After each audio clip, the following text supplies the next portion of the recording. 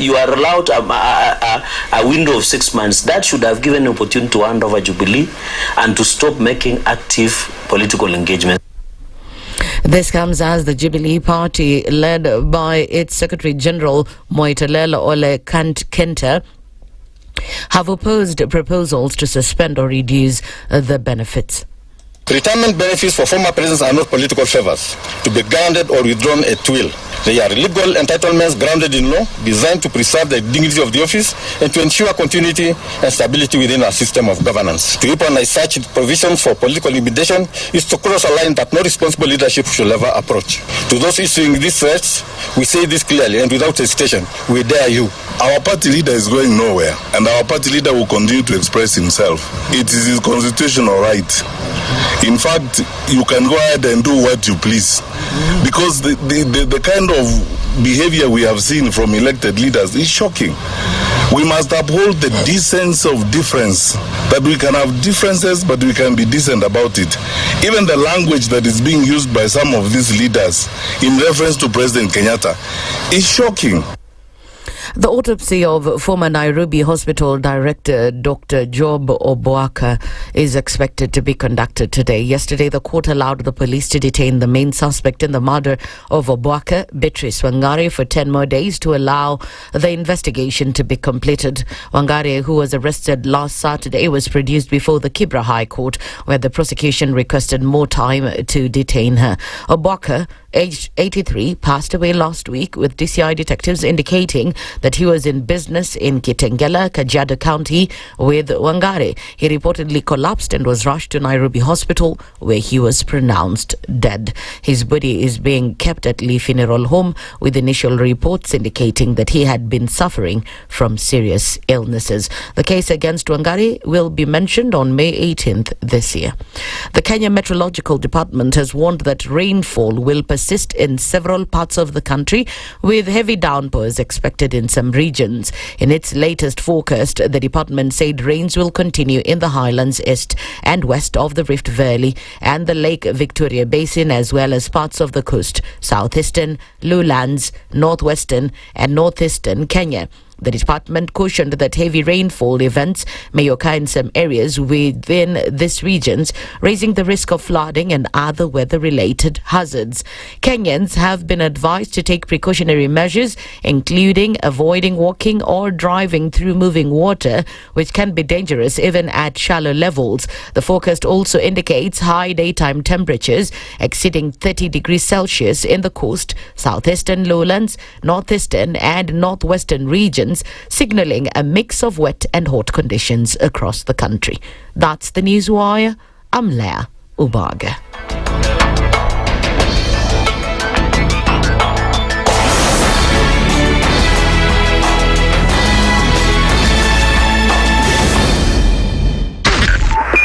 .5 Spice FM, Kisumu. The following takes place from 6 a.m. to 10 a.m. every weekday on Spice FM.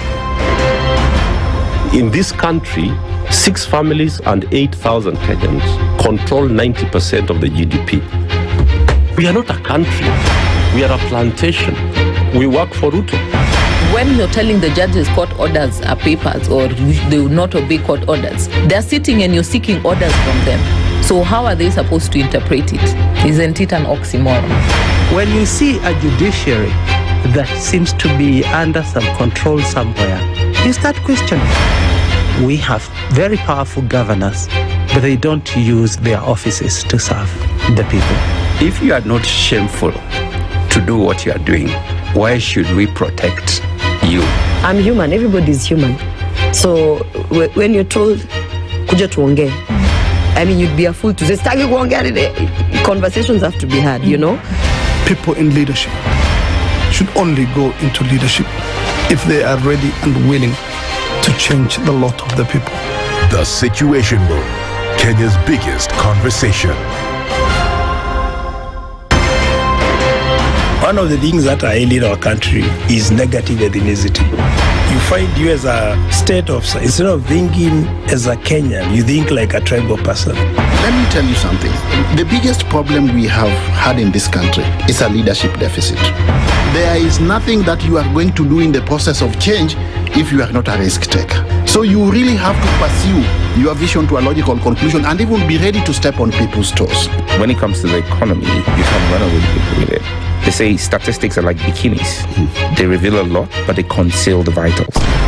And so government people would throw statistics at you and tell you they're revealing a lot of information to you, but it's really concealing the real vitals. We need to get out of that, because when we want to grow our democracy, one basic thing that really requires to be understood by the political class, by all of us, is institutions are critical. This is the Situation Room, the only way to start your day. Good morning, and I love your show. Thank you. Having come from a Kikuyu radio background, I migrated to Spice because of the content. I was born in a slum, but somehow I got a break in life. So sometimes when you see the sweating coming out because of the passion and whatever it is, behind the noise, there are people. And we share the same umbilical cord. It shouldn't be like that. I am so disappointed. We used to tell Honorable Raila Amolo Odinga that he's doing policy of conmanship. And even President Uhuru Kenyatta, serikali hii ndio iko na conmanship ya hali ya juu. You cannot promise people that you reduce tax, then you double. In politics, there is the issue of trust. For you to turn around and then stab the same people who gave you that trust, there is no other level of dishonesty. Imabo, utaona dunia tu. The Situation Room, Kenya's biggest conversation. If we just gloss over issues and hope that time heals, then we might find that in generations to come, we might be back at the same situation. And the whole thing is born of stolen elections. Spice. When it comes to the decisions you make, you must be independent.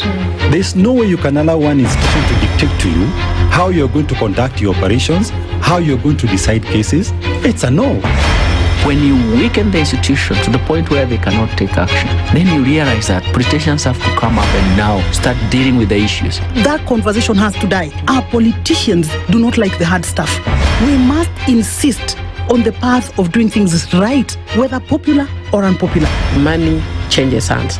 That is a fact.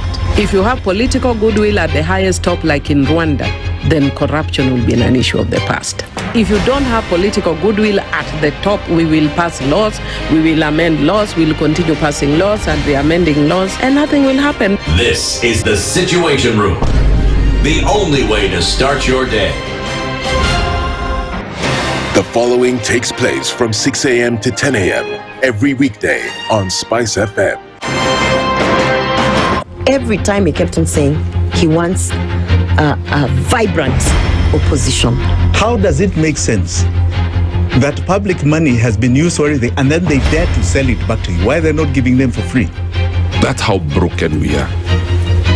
That's how broken we are. They're being sent home now for fees. They're going to fail to prepare. We are compromising the futures of these children. This is the Situation Room, the only way to start your day. The following takes place from 6 a.m. to 10 a.m. every weekday on SpiceFM. Parliament has got powers. Let me break it down. The National Assembly can initiate an impeachment of the president. This same National Assembly. Yes. That's our constitution. This is just a continuation of the previous administration, which Ruto was part of. President Uhuru himself openly said that we're losing 2 billion daily. Daily. I mean, come on. Are you saying that we don't have a central bank? If we look at Kenya, both public-private sector, that figure is ranging between 30 to 40%, right? I think it's clear that the government of Kenya is living beyond its means. This is the Situation Room, the only way to start your day.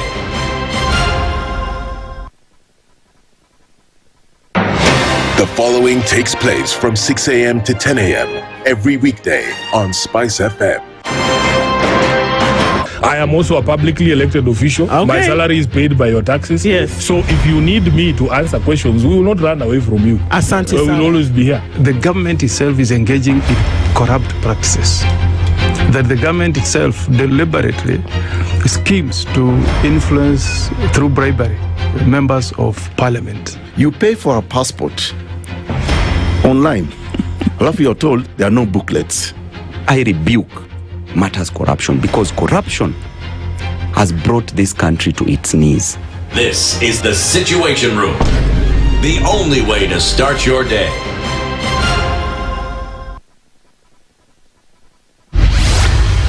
Mature, intelligent talk every morning. Spice up yourself.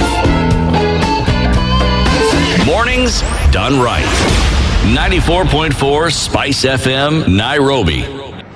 The following takes place from 6 a.m. to 10 a.m. every weekday on Spice FM. Baba should disown these experts and they say they went there on the because he keep on telling us that these experts just you came from Dubai and you found them they're already at State House looking for jobs. Government has to has to introduce austerity measures.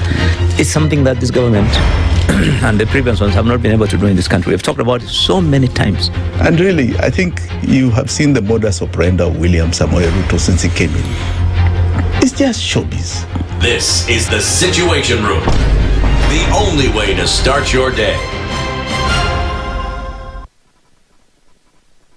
The following takes place from 6 a.m. to 10 a.m. every weekday on Spice FM. Members of parliament, they go to State House, they just promised they get given tea, mandazi, and 100,000. That's not development. External borrowing, 589 billion. Are we on the same page? What did Parliament pass? If anything happened to our president today, God forbid, that man would become president. Na ndio alilenga hizo stories za Shakahola. The real thing is our constitution has only one person who is accountable to us. This is the Situation Room, the only way to start your day.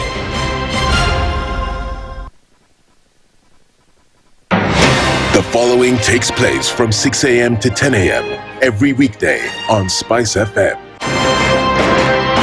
I am also a publicly elected official. Okay. My salary is paid by your taxes. Yes. So if you need me to answer questions, we will not run away from you. Asante We will sana. always be here. The government itself is engaging in corrupt practices. That the government itself deliberately schemes to influence through bribery members of parliament. You pay for a passport online. Alafu you're told there are no booklets. I rebuke matters corruption because corruption has brought this country to its knees. This is the Situation Room, the only way to start your day.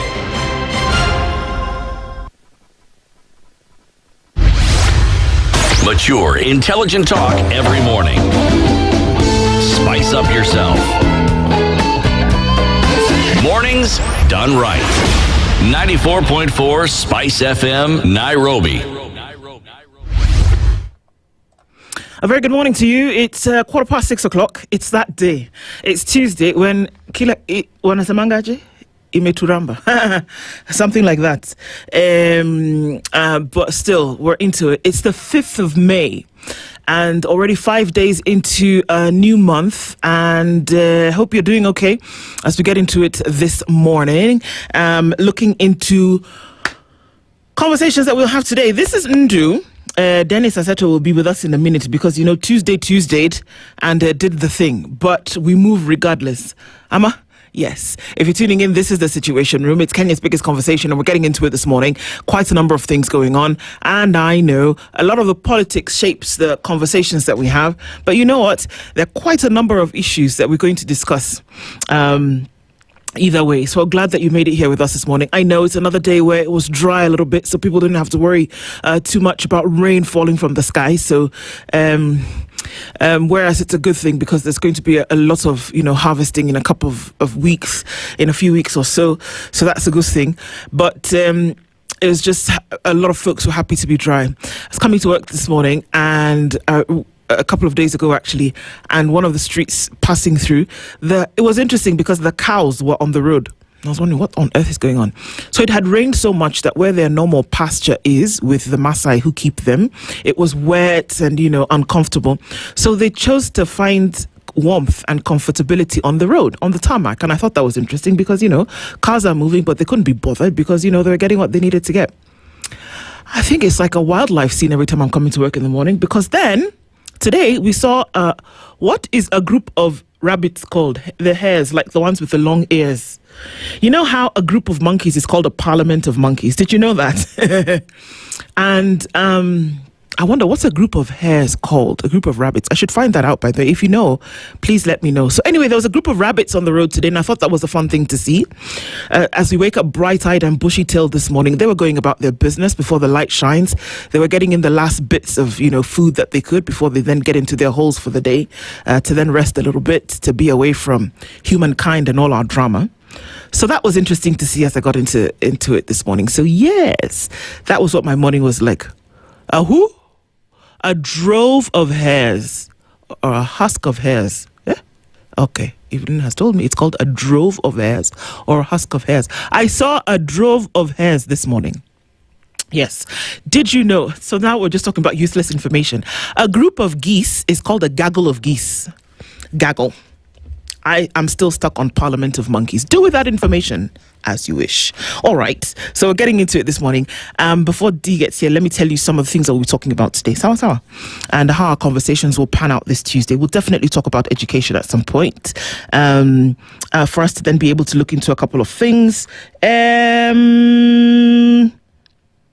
7 o'clock, we start off with two of our guests who will join us to have a conversation around about hidden charges, inflated fees, who is actually accountable for this. Of course, there's a run around, a lot of information flying back and forth. Who inflated the fees? Upon what basis did they do this? Were they justified to do that, or did they go a little bit over the top? And are we going to have an open and honest conversation about the fact that if the ministry or if the education sector has said this is the school fees that must be, are we going to have an open and honest conversation about the fact that they have guided on those fees because they know that there's an amount that they will send in terms of a subsidized rate, and that a rate can be subsidized because there is an amount that the government sends for capitation. Now, if that capitation does not come, then does it give rise to some kind of justification as to why you can then raise fees to a certain amount? And is it agreeable by parents on the larger scale? Are we having an open and honest conversation about that? I do not know, but definitely between 7 and 8, we will do exactly that, because let's crack this thing once and for all and get to the bottom of it. Why are schools actually charging extra fees above and beyond what the demanded rate by the Ministry of Education is?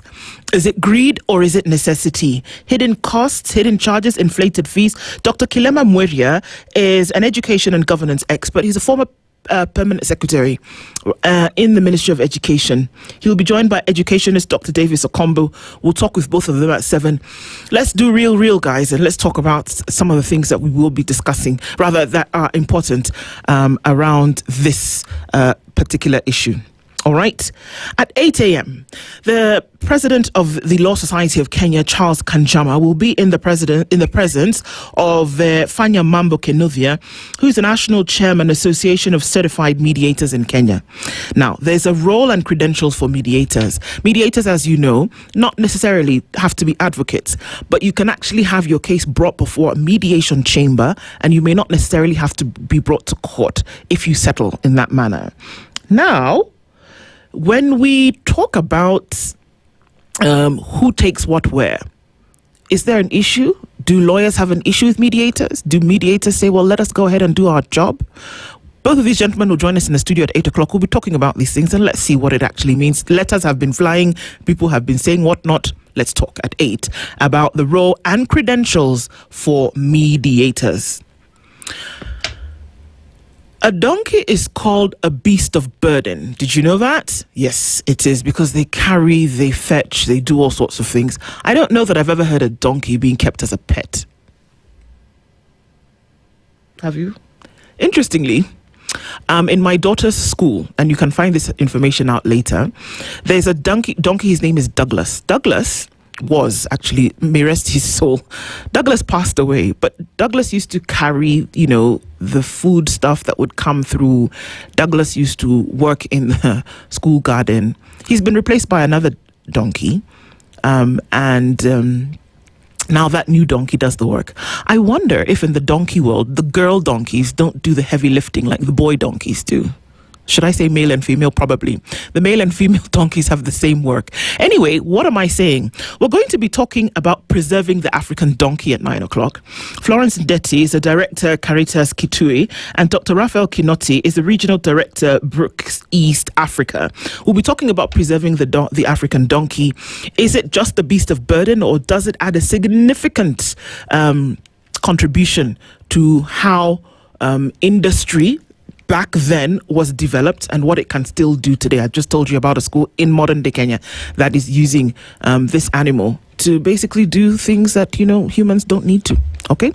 So those are the conversations that we'll be having today. We're going to start off with education. We're going to go into a bit of mediation, and then we're going to round it off with looking into the preservation of the African donkey. Hizo vitu ndio tunaongea leo tukiingia kwa nasemana ngani mtandao. Kitu kama. My darling Dennis, good morning. Good morning, baby girl. How you doing? Yeah, I'm fine. How far? Hey, let me tell you. They did that thing to you today, It's not even that thing. Let me tell you. When you construct roads and don't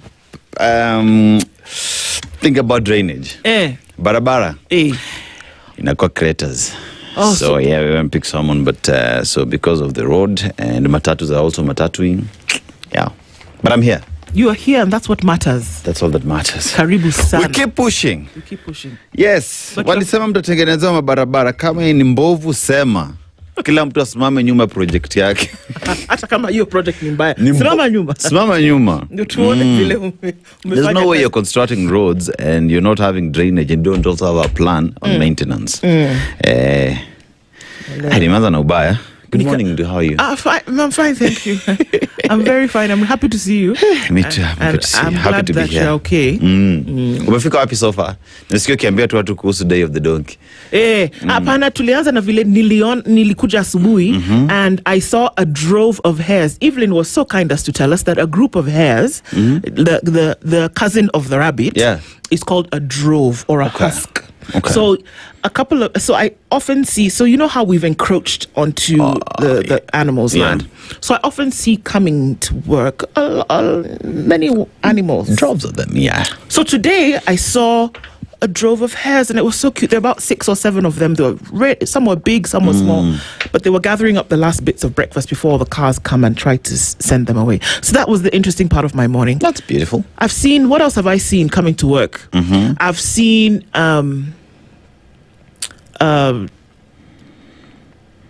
giraffe. I've seen antelope is just normal. When you were at work? Oh, yeah. Giraffes around here.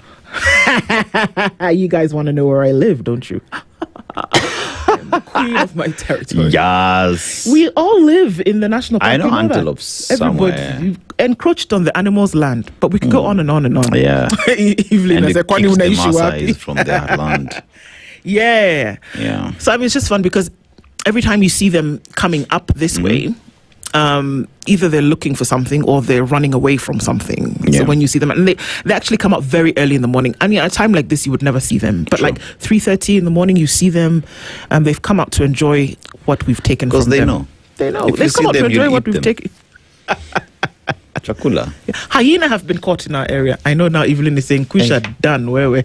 So hyenas have been caught. You've seen droves of hares. There is also giraffes. I've seen a secretary eagle, actually. Secretary bird. Yeah, it was so fun. I took a picture, actually. I should look for that picture. Anyway. Ulishaambia tukuze Eritrea and their proverb. Hapana, tulikuwa tunakungoza. Ulikuwa ngoja. Anyway, so we'll not go into a lot of Eritreans, but just know they have a tank of graveyard, tank graveyard. But the proverb today, itakuwa, the tongue has no bone, however, it has the capacity of breaking bones. Woo! The tongue has no bone, however, it has the capacity of breaking bones. I know you can use the tongue for a lot of things. If we were going to use the literary meaning of this, that actually, in terms of the tongue as an agent of speech, really be careful what you say. True. That you would imagine that something so small would not be able to break somebody, but I've seen and experienced the damage actually that words that you speak can actually do to another human being. And so it may be little in comparison to the other, major parts of your body, but the danger and the damage that it can actually wield is untold. So I think it behoves us to all be very careful about how we speak. And I've often said, and maybe just me as an individual, but how you say what you say to me matters. Thank you. Please repeat that statement. How you say what you say to me matters. But don't come with that tone. Hey. So, I could either retaliate or I could withdraw. True. And I guess even as I say that it matters to me what you say, then it should also matter to me how I speak to other people as well. True. So that to temper it all with caution, because you can do something to somebody. A wound can heal physically, but the damage that you do to somebody with words that you speak, you cannot take them back. Yeah. I think this also just goes, especially now that we see in the political space, I think it behooves upon us as Kenyans to remember what words did to the country a while back. So you remember the talk of Madoa, just speech, and we saw post-election violence in the country. Today, you talk about the attacks that we see, and all these things are being planned in a room, people having discussions. So let's be careful and know that our tongues can be used for good. Yep. And for good, I mean good. For actual good. Yes. Yes. Let me say hello to people. Our live stream is up. Cindo, am I lying? If it is our live stream actually up, or it's my fingers that are not doing the walking this morning, like Johnny. What's going on? I'm not sure. But our live stream should be up YouTube, Facebook, and on X. Find us there. And a very good morning to our audience on KTN. Thank you for clicking in this morning. And we know that quite a number of people are tuning in today.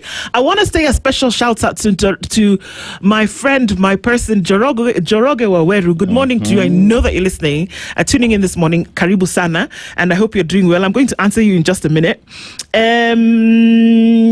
As you tune in this morning, thank you for doing so. We know that some of you are getting to the point where you're going to bed, but you take a moment to listen in the morning. So Karibu sana, and thank you for doing that. Yes, indeed, our live stream is up today. So yes, we can see you, and a very good morning to you tuned in. Peter Kiari said, good morning from Mombasa. Always have a unique character like sugar. Its presence is not felt, but its absence makes all things flavorless. Cindo, you don't feel the presence of sugar? Okay. Okay. Nasikia utamu. Wewe, 6:30. Robert Mbogo says, good morning. Tuned in from Mombasa. And a very good morning to you, Nyakundi Emmanuel. Good morning, Aseto. We love this injection by the Standard Group. Keep up with the bold newspaper. Wacha tukwambie nini kwa headline leo. Osana Mark says, good morning, Spice. Listening from Kitengela.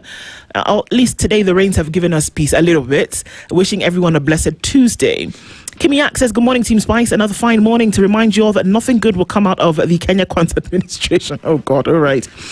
Sometimes you know how you're reading something and you don't know until you get to the end of it. But hey, good morning, Team Spice, says Tibbs Muge. Liumi says, good morning. A refinery in Tanga, Tanzania.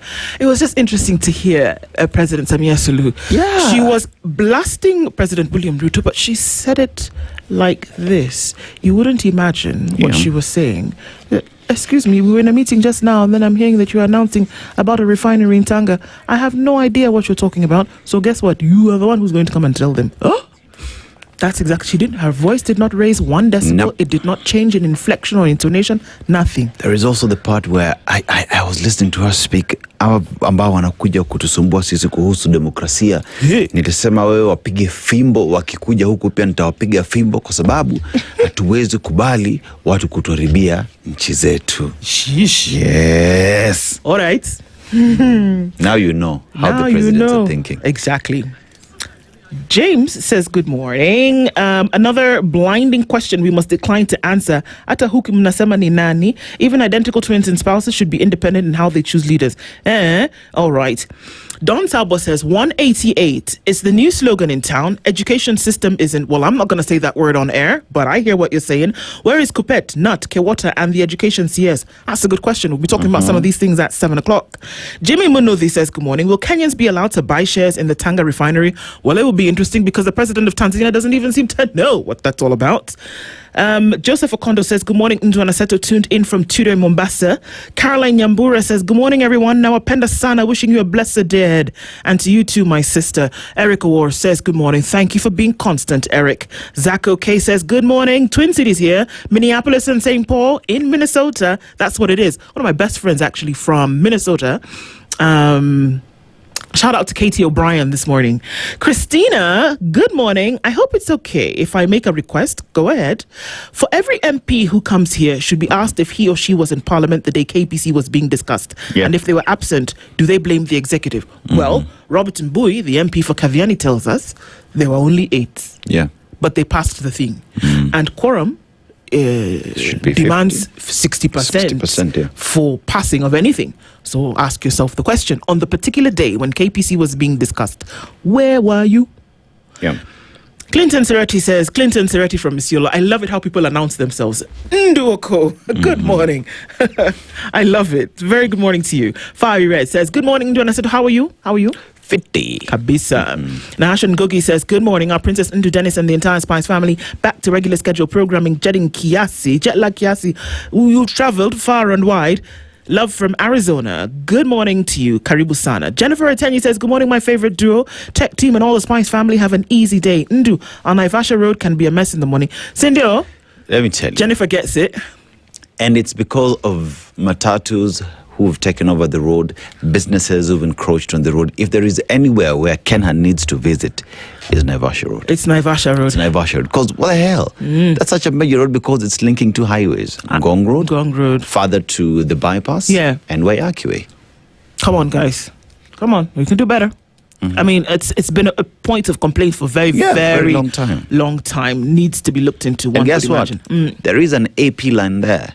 And outside the AP line, matatus have taken over. So in case of an emergency, even the APs themselves they will not be able to get to you on time. Oh, snap. Yeah. This is the reality of our times, folks. These are the things that we should not keep quiet about. My Prince says, good morning. Tanzania Suluhu said, watu wapigwe Jeledi, and Bwana Ruto shook his head in agreement with her sentiments. Mko salama lakini? Mimi siko salama. Dennis is about to tell people to shut up. But then they should. He's very close this morning. Even that story of Shah. Shut up. I'm going to tell your mom. Wanda says, good morning. Ndu and Aseto.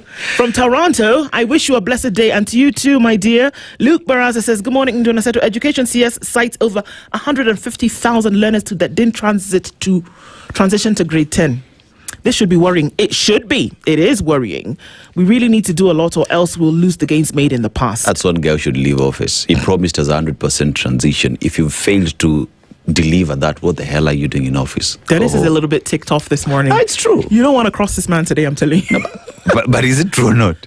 He promised, right? If we are to speak of everyone to stand behind their words, his promise of 100% transition, him admitting that of 150,000 students didn't transition, what the hell are you doing in office? It's true. I think we need to have a fire extinguisher just here. I don't know what you can make happen. Let me tell you, today I woke up with a gospel song. Fire, fire, fire, fire, follow me. Yikes. Okay. Finally, Dennis is in. I'm happy, Jennifer. He's here. As you can see, he's here. Margaret Wanjo, he says, good morning, tuning from Houston, Texas. Hope you all are doing good. Let's continue the great conversations. Kabisa. Yustov Dachi says, good morning. Nikweli Kimeturamba. Imagine transferring my child to a previous school she was schooling earlier, and I'm being asked to pay 26,500 for a grade 5 in Nakuru County. How can this happen? Tutaongea at 7, because it's true. This is the reality for a lot of people. Greetings from Juja. This is Stan Lingashe. He has a great view of Mount Kilimanjaro every morning. Hats off to you, man. The beef between Botswana and South Africa is tipping fast. Yeah. Power bila power. It doesn't look too good. And of course, there was the announcement from the Kenyan government yesterday, Ministry of Foreign Affairs, of course, through the House in South Africa. If you don't have to be in public spaces and you're a Kenyan living in South Africa at the moment, you need to then stay away because the situations are getting pretty volatile. Nigerian government as well has announced that it will be repatriating its citizens from Nigeria, from South Africa. So, doesn't look good. Bonjour, mes amis. Ndu must be living in Kajiado. Close, but not really. The world is my oyster. Yes. If you can guess, I'll tell you what will I give you. And in that oyster is Kajiado. I'll make you chin-chin. The person who can guess where, I'll make you chin-chin. Now, the mystery here is for you to go and find out what chin-chin is. Yeah. And if you want it badly enough for me to make it for you, then you must be able to tell me the area in which I live. Wawero, you cannot guess, because Wawero knows where I live. Young Jedi says, a parliament of owls. Indeed, it is a parliament of owls as well. Ambassador Besha says, good morning. Good morning to you. Thomas Osoro says, good morning. Good to see you. Lots of expectation from your today's discussion. Indeed. Linda Gola, good morning, my sister. Rogers Light, tuned in, Team Spice. Where? So many people here. Let's get through it real quick. Isaac Ale says, good morning, Aseto. Yesterday's last hour was my daily dose of anger. Boss, the things that we continue to hear every day, we cannot keep quiet. Margaret says, indeed, think before you talk. Count 1 to 10 before saying some things. Take a walk. I've had to do that quite some. True. Boaz Nyakundi says, good morning. Rashid is also tuned in. Raskodur says, good morning. Leo Sinamengi. Nikuwasilisa tu. Ooh-wee. Rhoda Wamboy says good morning from the UK, and Drift Session says good morning. The Business Daily headline, we'll get into that in just a minute. Tufanya Evil, real quick, let's take a break, guys. Good morning, everybody. Karibu Sana, very lovely to have you in the room this morning. It's 23 minutes to 7, and now I'm talking like a locomotive because I want to come back and look into the headlines. Karibu. This is the Situation Room, the only way to start your day. The weather with SpiceFM.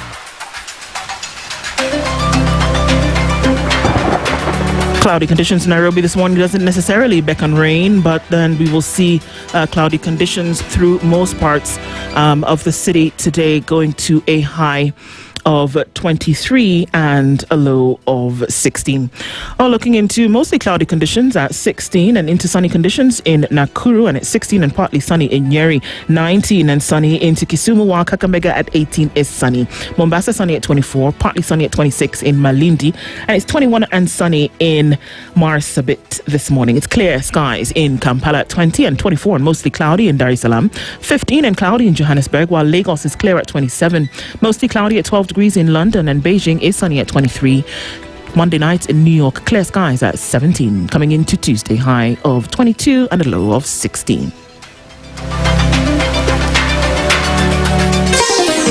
Chilled Spice.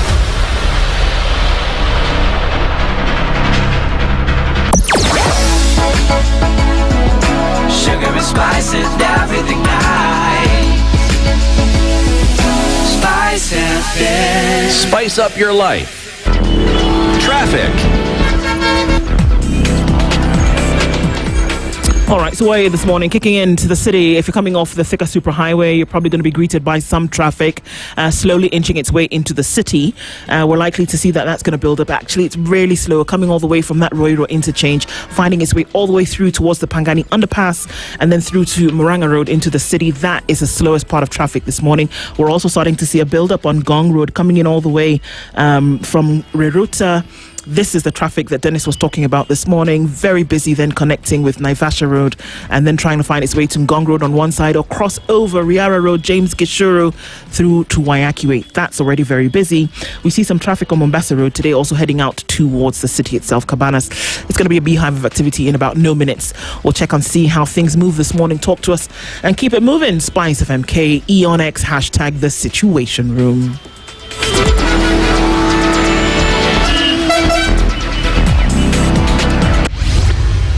mature, intelligent talk every morning. Spice up yourself. Mornings done right. 94.4 Spice FM, Nairobi. All right, welcome back. Let's look into the headlines today. We'll start off Kenya's bold newspaper, The Standard, going after Uhuru. It was not a suggestion, but it seems like something that's actually going to be done. Never before in the history of the country has a former president faced intimidation and harassment by the regime in power. Under President William Ruto's administration, retired President Kenyatta has never had peace since he handed over power. Ruto's government continues to vilify and disrespect him, with the latest incident being a move to strip Uhuru of his constitutional perks through a bill sponsored by Nandi Senator Samson Cherargei, another of Ruto's sycophants. This mistreatment of the only surviving former head of state sets a bad precedent. He's actually mentioned it in the House. He did so yesterday, and here we are connecting politics with governance administration and saying, you know what, because he's sponsoring whatever the case may be.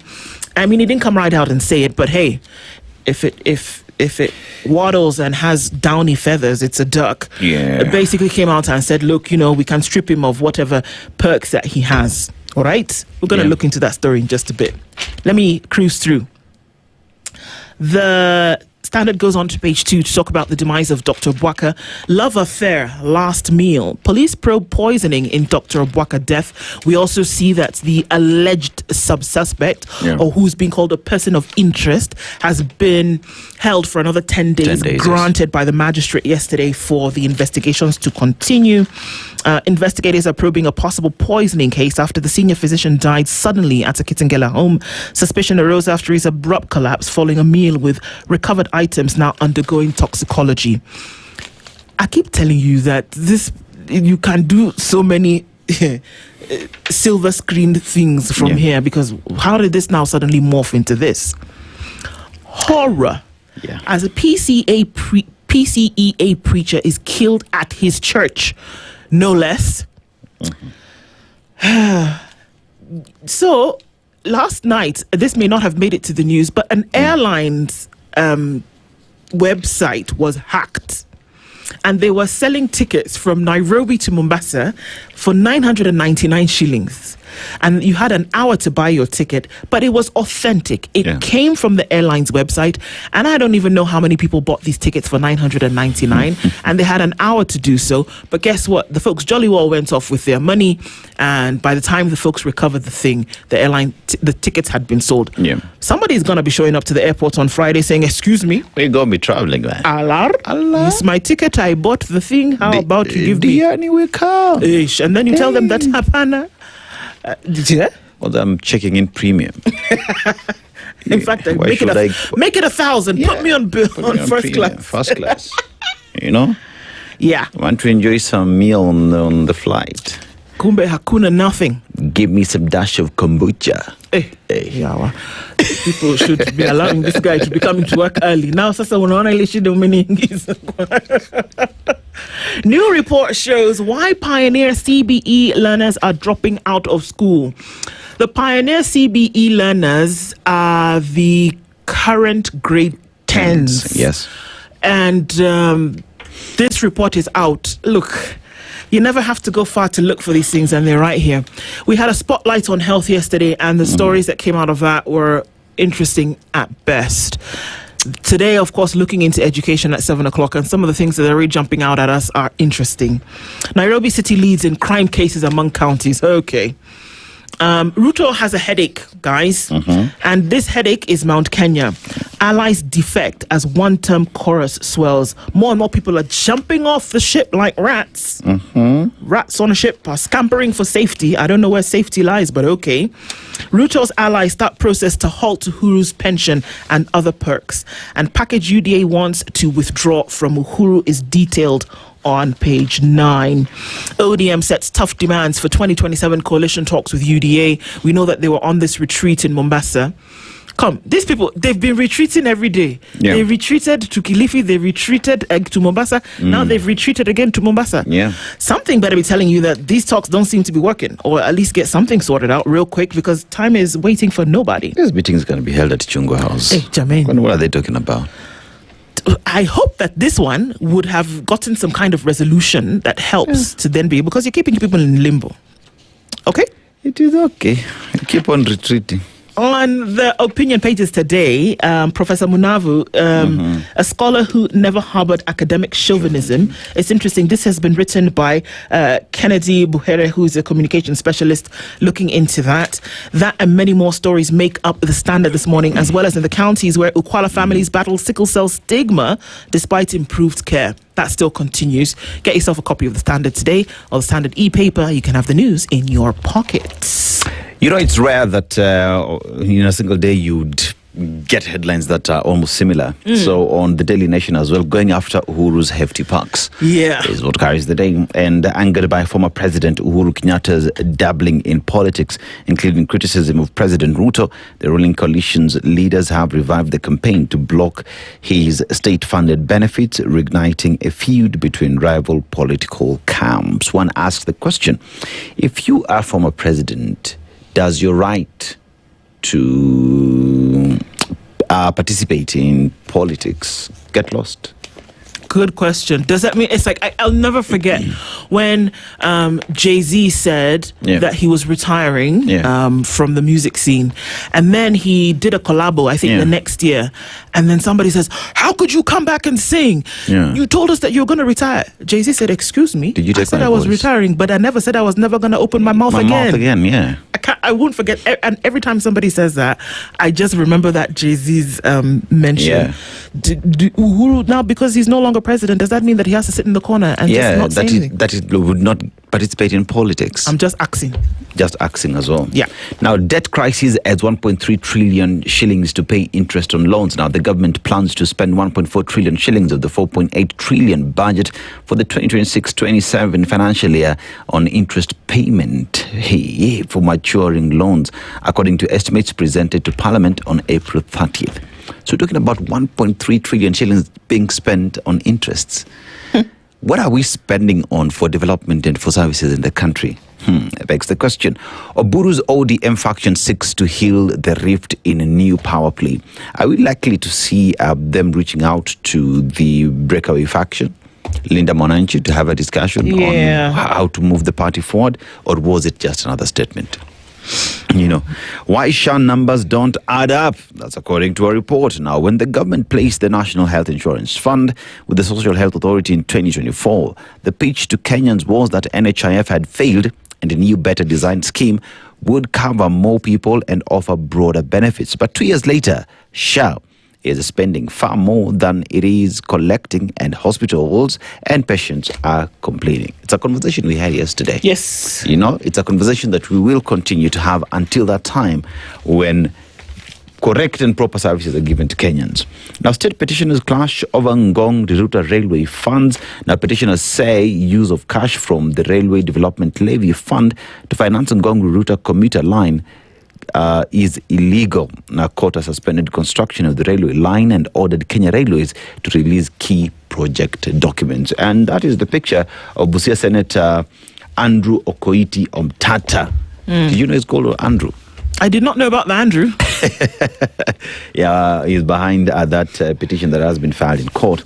Now, food for the rich, rising prices keep tomatoes out of most Kenyans' reach. Now, according to the 2026 economic survey, the average retail price has remained relatively high from last year. You know, a meme is going out there that if you just want to know that someone is cartel or someone is rich, look at the number of onions and tomatoes they're buying. It's a clear indicator that you're doing well in life. It's not even having a full tank. Tomatoes and onions. Yes. Lobby challenges directive on firearms. Now, Katiba Institute has filed a case challenging directive by Interior Cabinet Secretary Kipchumba Murkomen on the use of force and guns by police officers. The lobby says the order is illegal as it purports to direct the Attorney General to represent any officer facing a case on the use of force. Lakini Kipchumba Murkomen is a lawyer. Sindio? You would know that there is the constitution that talks about a right to life. There is also the police operating procedures that direct police on how to use firearms. And if you read both, they would tell you how a firearm is supposed to be used and at what point. Mimi si lawyer, but nasoma katiba and I think I can understand. He needs interpretation. He needs interpretation. Interpretation. Yes. Yeah. You can seek my services, sir. There's something in the water, EVE. Yeah, so we have Kangata's leap of faith as he puts on leg in opposition. Governor has been under pressure from leaders in Mount Kenya to abandon President Ruto. However, he said, I would not seek re-election in UDA. I'm going to be communicating in due course. You know, it just made me so happy.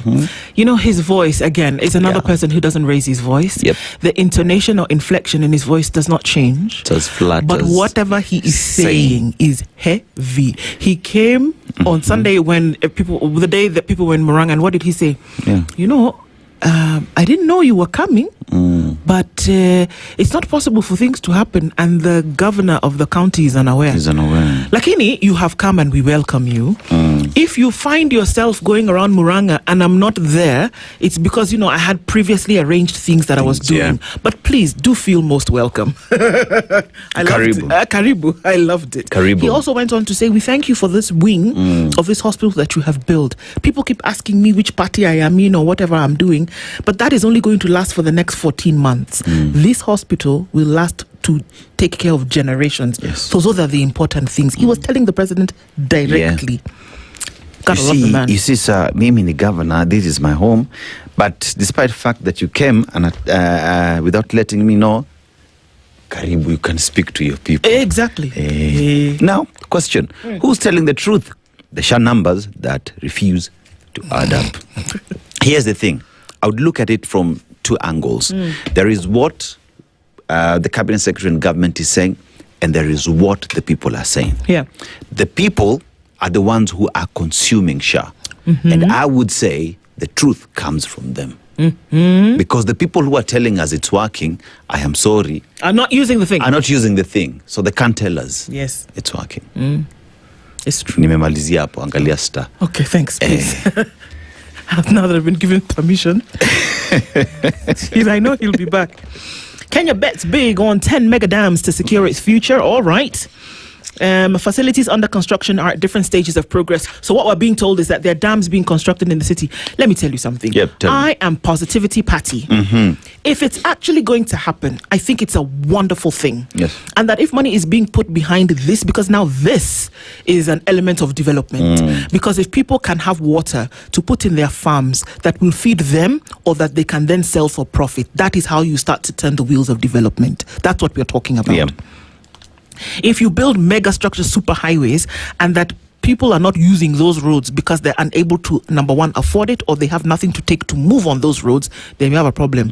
But here where you have the provision of water that goes directly to the ground that then yields a crop that somebody can then eat to remain alive, or that they can sell to then propel other activities. Now that's what we're talking about. It is my hope and prayer that this is actually a thing. Please, I beg you, in the name of God, in the name of Jehovah and Jesus, all of the names, Rose of Sharon, Lion of Judah, please, if this is actually happening, see them to completion. You will be amazed at what then you'll be able to do. The facilities are under construction. We are being told that there are levels of progress. May the day break. Family planning shows signs of strain as few seek contraceptives. I beg you, if you cannot take care of the child, don't do the do. That's just my thing. If you must do the do, strap it. Finish, period. How PWDs, people with disabilities in Malindi, are reclaiming visibility, rights and their dignity. Soldier on. How the state plans to reduce food imports and lift local production again. If this is actually happening, I say the state, please, these are the things now that we're talking about. Do it. Do it. Mbadi says that Ruto has steered the economy through tough times. And to that, I'll just say, okay. But hey, what happened to infrastructure? There was that. There was the infrastructure fund. Because at some point he told Kenyans that he lied to them. FCPA John Bad, you lied. Wow. Here we are. We are thinking that I'm Metulia now. Yikes. How lies exposed Joey as a heartless calculating killer. Allah. This is the story you want to read. Rider-free jail terms for 2 hijack plots upheld. This is the story that's happening with a Boro rider lacked a link to the crime, so somebody's been let go. And that mega dam project, it will transform farming, and I actually see a connection between the two. So if it's actually going to happen, it's a good thing. That story on the Business Daily today that folks were interested in. KDF gets 6 billion shillings for Israeli air defense amid Iran war. 6 billion shillings for Israeli air defense amid Iran war. Okay. So Kenya is seeking funds so that it can boost its defense system to ward off the drones that might be coming in the war. Okay. And to the tune of 6 billion shillings. Okay. Tower. Okay. We also know that the defense budget is one of the largest in the country. Yeah. Education, of course, being one of them. Defense being another big ticket item.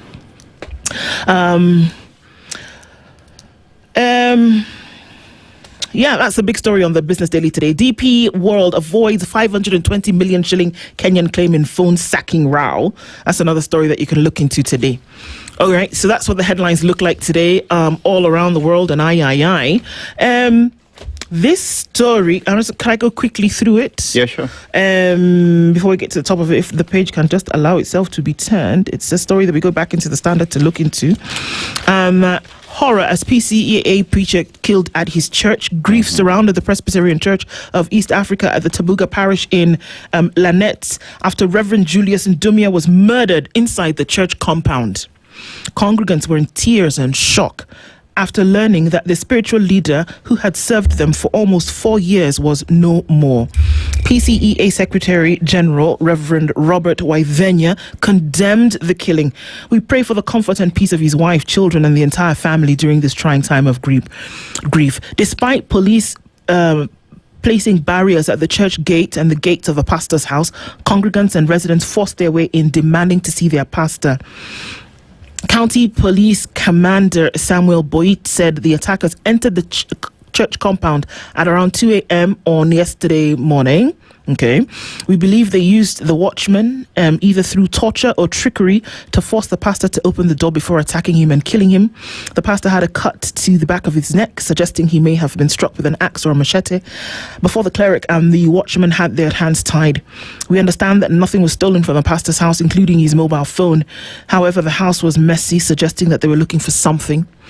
The assailants also broke into the parish offices and ransacked them. We will protect him, the watchman, while he undergoes treatment. Investigations have commenced, and we will update on everything. Of course, we were asking questions as per why was he living within the church compound. Well, the Presbyterian, Anglican, and to some extent Catholic churches will have the parish residence not too far from the church or within the church, premises. So that's a practice, just in case anybody's wondering why that happens. It's very normal. Of course, who were these assailants? They didn't take anything. So there was a reason why this happened. It's unfortunate that that has happened. And our hope is that those investigations will go quickly to find out and that there can be some kind of closure. But for such a horrible thing, may his soul rest in peace. That's what the stories look like this morning, folks. All right, we're getting into education. There's so many dominoes to knock down. In the education sector, we're going to continue having the conversation for us to know exactly what's going on. 150,000 didn't make it to grade 10, and some of those grade 10s are dropping out today. And we're asking questions about inflated fees, but we're going to ask the big question about why are schools raising fees. Let's look at the fundamentals and let's try to not be emotional here. Why are schools actually raising fees? I'm not talking about those other things where you're saying people are flying to wherever they're flying to, but if capitation is not reaching schools, are the schools then justified to raise the fees and get into an agreement with parents in order to ensure that learning takes place and all the other details of school are then taken care of? I think also the difficult question to ask is, with government not issuing capitation, what happens to quality of education if schools do not hike fees? You have to ask the question and we have to find the answers. Good morning, 7 a.m. The latest news from around the world. 94.4 Spice FM.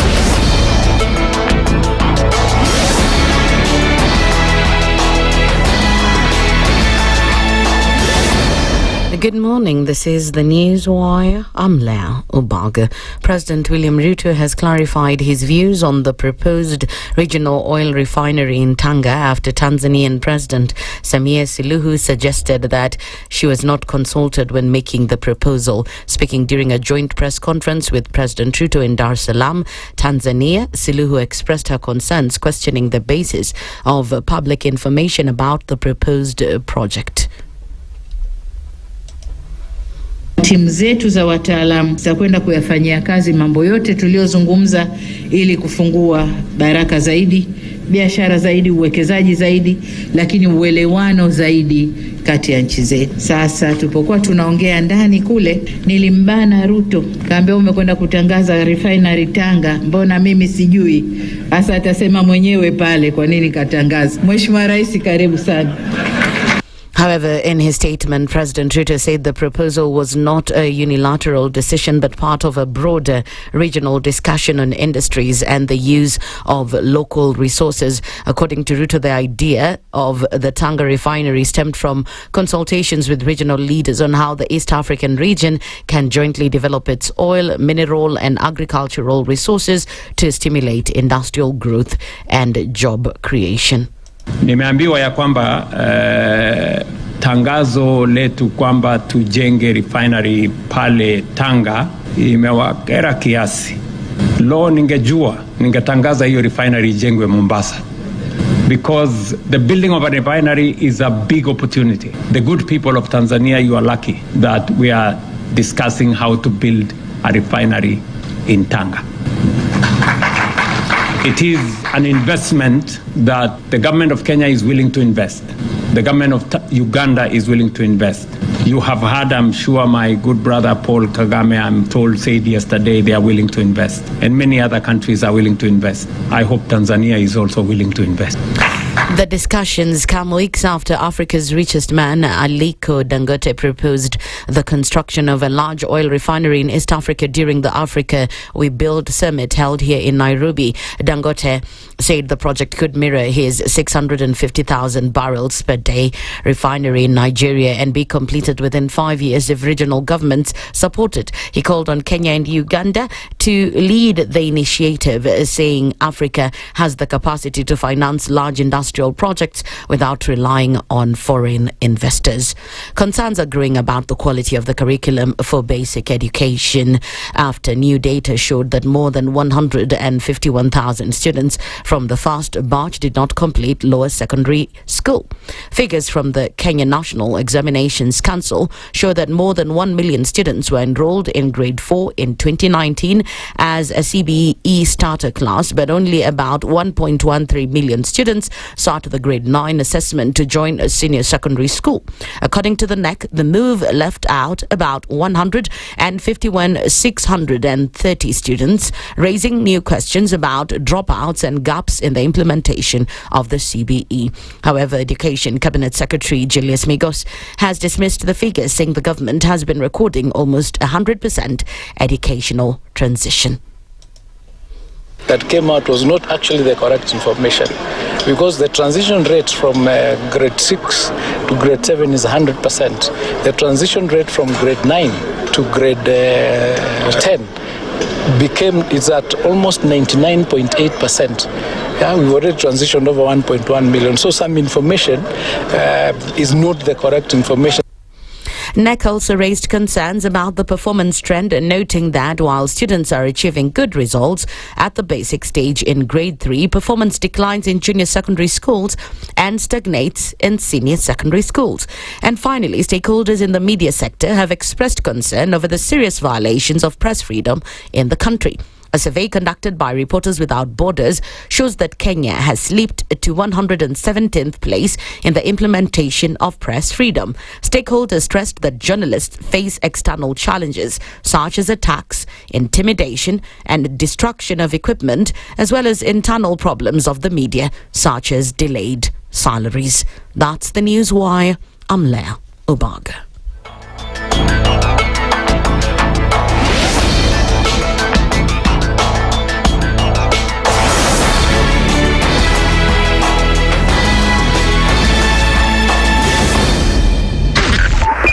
SpiceFM, Nakuru. The following takes place from 6 a.m. to 10 a.m. every weekday on SpiceFM. Parliament has got powers. Let me break it down. The National Assembly can initiate an impeachment of the president. This same and the National Senate, Assembly. Yes. That's our constitution. This is just a continuation of the previous administration, which Ruto was part of. President Uhuru himself openly said that we're losing 2 billion daily. Daily. I mean, come on. Are you saying that we don't have a central bank? If we look at Kenya, both public-private sector, that figure is ranging between 30 to 40%, right? I think it's clear that the government of Kenya is living beyond its means. This is the Situation Room, the only way to start your day.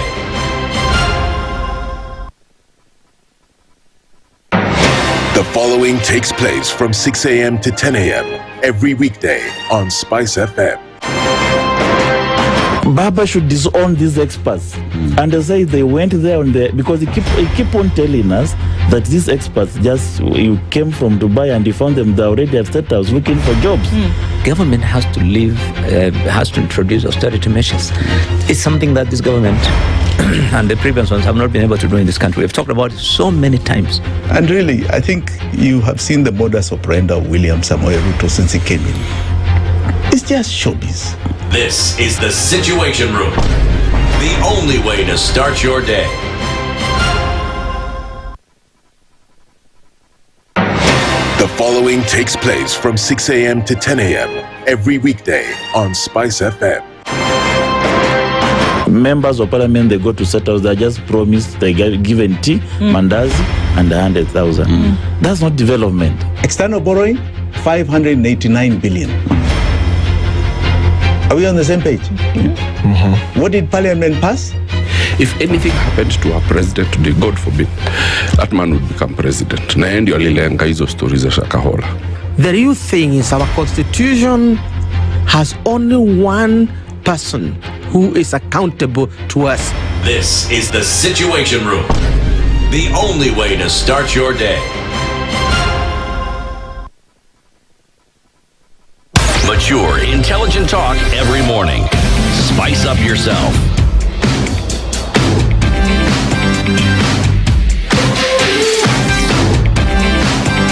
Mornings done right. 94.4 Spice FM, Nairobi. A very good morning to you, and we're coming in at 8 minutes after 7 o'clock. This is the Situation Room. It's Kenya's biggest conversation. And continuing with our conversations this morning, we're going to get into an education one because, again, there's so many things that should be going right, but they're not. Should be working, and they're not working in the manner in which we hope. So we're going to talk about these things again today and bring them to the fore. Beyond us having the conversation, we're also seeing that in the news there's certain things that have been said, certain things that are being reported on. And far be it from us to not talk about these things. And so, yes, we're clicking in with our audiences on KTN this morning. Our live streams are up on YouTube, Facebook, and on X. And everybody who listens around the country, the region, and the world, these important conversations for us to have. And so we're glad that you've been able to click in with us to be able to have those this morning. To help us steer this conversation today and to highlight some of these things, we will... our guests are already in the hot seat this morning. Dr. Kilemi Mweria is an education and governance expert, former PS, and also joins us this morning. Good morning. Good morning. Karibu sana. Asante sana. Thank you for coming into the Situation Room, Dr. Mweria. Dr. Davies Okombo is an educationist, also joins us this morning. Good morning. Good morning. Karibu sana. Thank you so much. Thank you both for being here, of course, for us to look into some of these pertinent issues.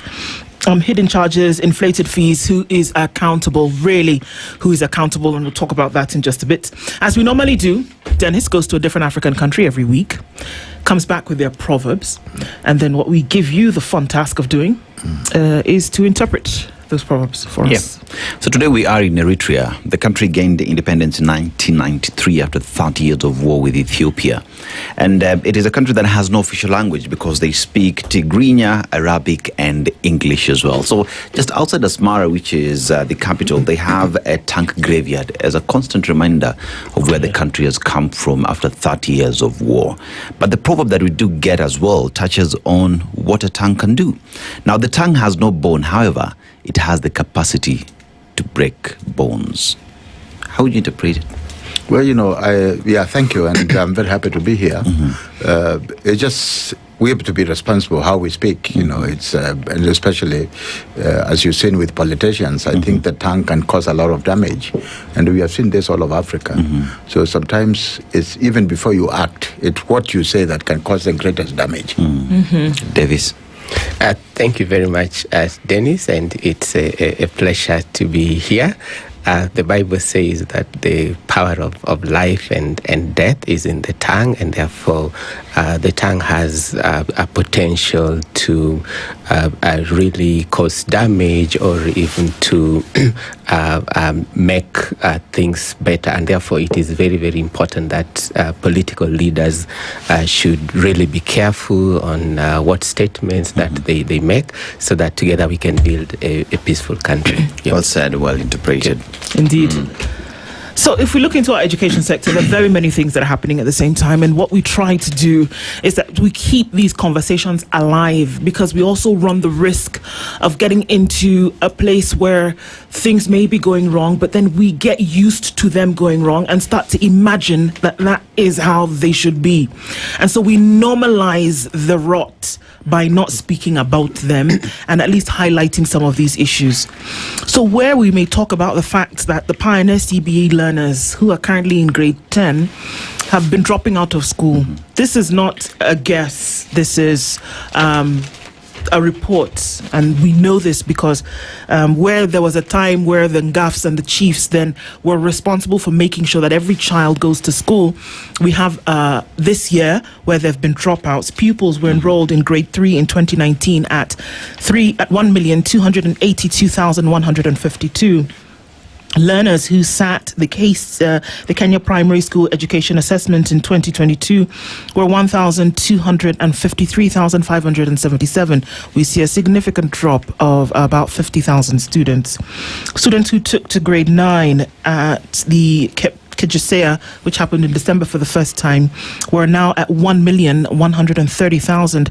So from the time they entered into grade 3 in 2019 to now when they're going to grade 4, we've seen a drop of about 150,000 students. 151,691 learners who have dropped out of school before reaching grade 10. Of course, we know that this number is not necessarily because they all dropped out. Some of them, for whatever reasons, there could be natural attrition, such as death. But of course, that's not in the majority. 96.9% transition rate from grade 3 to grade 6, 88.17% transition rate to grade 10. And so these are some of the numbers that we're looking at. This was also admitted by the Ministry of Education. Now, while those things are going on, and while we know that there should be 100% transition, and whereby there's free education at some level, we have seen the most recent now issue, and it's not recent really, the increment of school fees has been going on for the longest time. It has come to the fore in a more overt manner around this time because the economic situation is being coupled with the realities. Now, we'll start with you, Dr. Kemia. When we hear that schools are raising fees, is it because of the natural economic progression, and as things get more expensive, it would be assumed that then you need to charge more? Well, thank you, Du. First, let me, address the seriousness of the problem.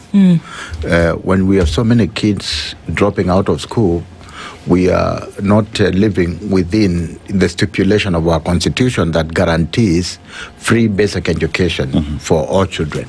So it's free and compulsory. So it's not charitable, it's not negotiable, and it's not optional. So that's a problem. Secondly, when so many young people drop out, you lack the foundation to make it in life. Education has been the biggest equalizer.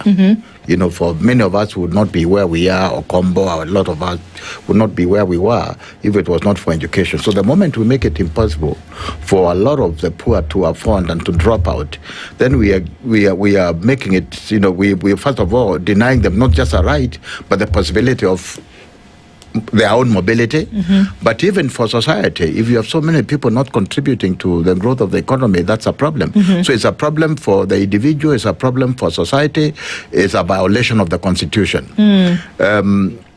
Now, talking about the fees, the increased fees, I happen to have been lucky in 2015, I chaired a task force. Yes, you did. On the harmonization of secondary school fees. Yes. And we are the ones who arrived at this magic of 53,000. Yes. For national schools. In fact, it was under your commission. Yes, it was. That the 53,000 shillings is what was prescribed. Exactly. And essentially then became the rule. It became the rule. Yeah. But remember, this became, that was okay then. And to be honest, to arrive at that, we worked, it was a very consultative process, including school principals, including of schools like Alliance Girls. The principal of the Alliance Girls then was actually the vice chair of the task force. So basically, so really teachers were involved, and we all agreed that teachers unions like Socioni and others were in this commission, and we arrived at that on the basis of actual calculations. What does it actually take? But let's not forget that's how many years ago? Well, 2015 is almost 10 years. It's 11 years ago, actually. Yeah, so if you look at that, I'm not an economist, but I asked ChatGPT to help me on this. If you are paying 53,000 in 2014, what would it actually translate to today? There you go. And it comes to like 100,000. There you go. It comes to like 100,000. So let's also be realistic. I think we can't say 53,000, which was good in 2014, is good 12 years after. It doesn't make sense, given the inflation and the purchasing power that that changes with time. So already that is I am not excusing the principals of schools. I'm just trying to say, look at their position. Yeah, and the other problem is that even what is allocated to schools, the 22,000 per kid, there are delays in disbursement. But even worse, when they disburse, they don't get the amount that is recommended. It's not even the 22,000. So principals find themselves in a very difficult position. And then you are forced to, play these other games. You have to, how do you come up with this money? And, Kenya and corruption and all this. So you try to also influence principals, so, for good schools, especially take your kid, and you give them the leeway to begin to ask for other charges and so on. So, because the problem with Alliance was not just that it was 100,000, it was more than 120,000. So these are issues that we need to confront and appreciate, then ask questions about how can government come in a better way given the current reality. And secondly, how do you enforce what you prescribe to be the minimum that should be paid? Because part of the problem is not just that it has been said, it's not enforced. Yeah. Yeah. And this is where Davies now one asked the question, because the 53,000 shillings that the commission at the time said, it became a policy. It is a position where a government has prescribed to be the school fees to be paid by parents, right? And the government would as well deliver capitation to these schools. But you see, capitation is not getting there. Even it's getting there, it's late. But there is the policy aspect of it. But like we've said, 2015 and now a lot has changed. Price of goods and services have gone up. So would one be right to say that the ministry has slept on its job in terms of reviewing what already exists to match the realities of the day, as well as even if they maintain that, then the ministry would have to increase capitation that would go to every student to match the difference. So is it that the ministry has failed parents and students of the country? Thank you very much indeed, Dennis, for that question. And I would like to close ranks with Dr. Kilemi in regard to the right of children to education. Kenya is a state signatory to the UN Convention on the Rights of the Child, which, among other provisions, guarantees every child the right to education. And further, Article 53 of the Constitution of Kenya makes the same provision that every child has a right to free and compulsory basic education. And as you have rightly alluded, the Cabinet Secretary for Education admitted publicly during a parliamentary committee session that indeed the government is not aware of the cost of education for one child from grade 1 to the university. And this is unacceptable, regrettable that a government is not aware of those costs, yet the same government develops policy for capitation and so on. And any government that fails in this aspect has no business being in the office. And when we speak about capitation, we do realize that there is a capitation deficit, and this deficit should be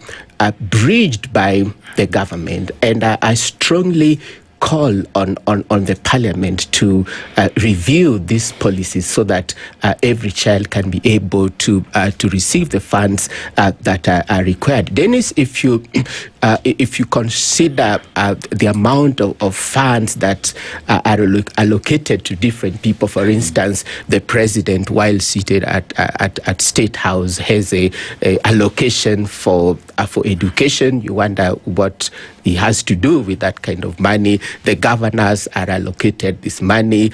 The national government CDF fund has been allocated funds. Even the MCAs and so on have funds. And remember, the High Court once made a determination that the CDF is unconstitutional. But as we know, the members of parliament have been able to go around and even amend the act and so on and so forth. Therefore, I would like to say that in Kenya, we have adequate resources. We have the funds that are sufficient to educate every child in Kenya if we can review our policies and ensure that we create a national education fund that would ensure that each and every child in Kenya is guaranteed their right to education.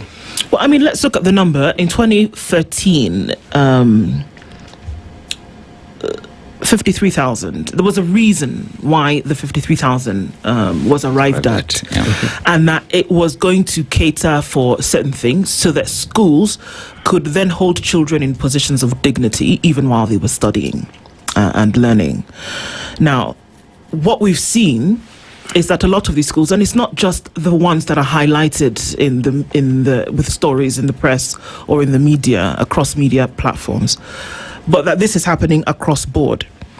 And if I want to look beyond the initial emotion of all of this, and taking into consideration that another penny is unaffordable by a lot of parents, another penny, I'm not saying another 1,000 shillings, I'm saying another cent is unaffordable for a lot of parents.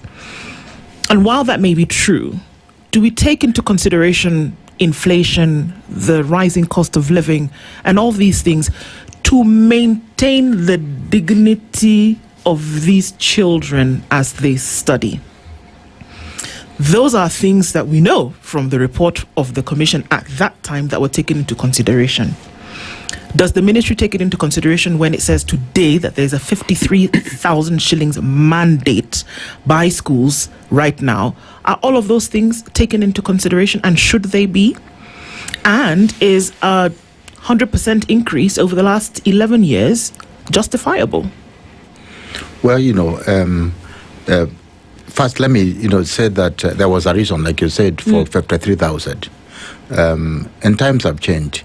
So it's incumbent on the government to reflect this when it comes to new amounts that are being put into schools.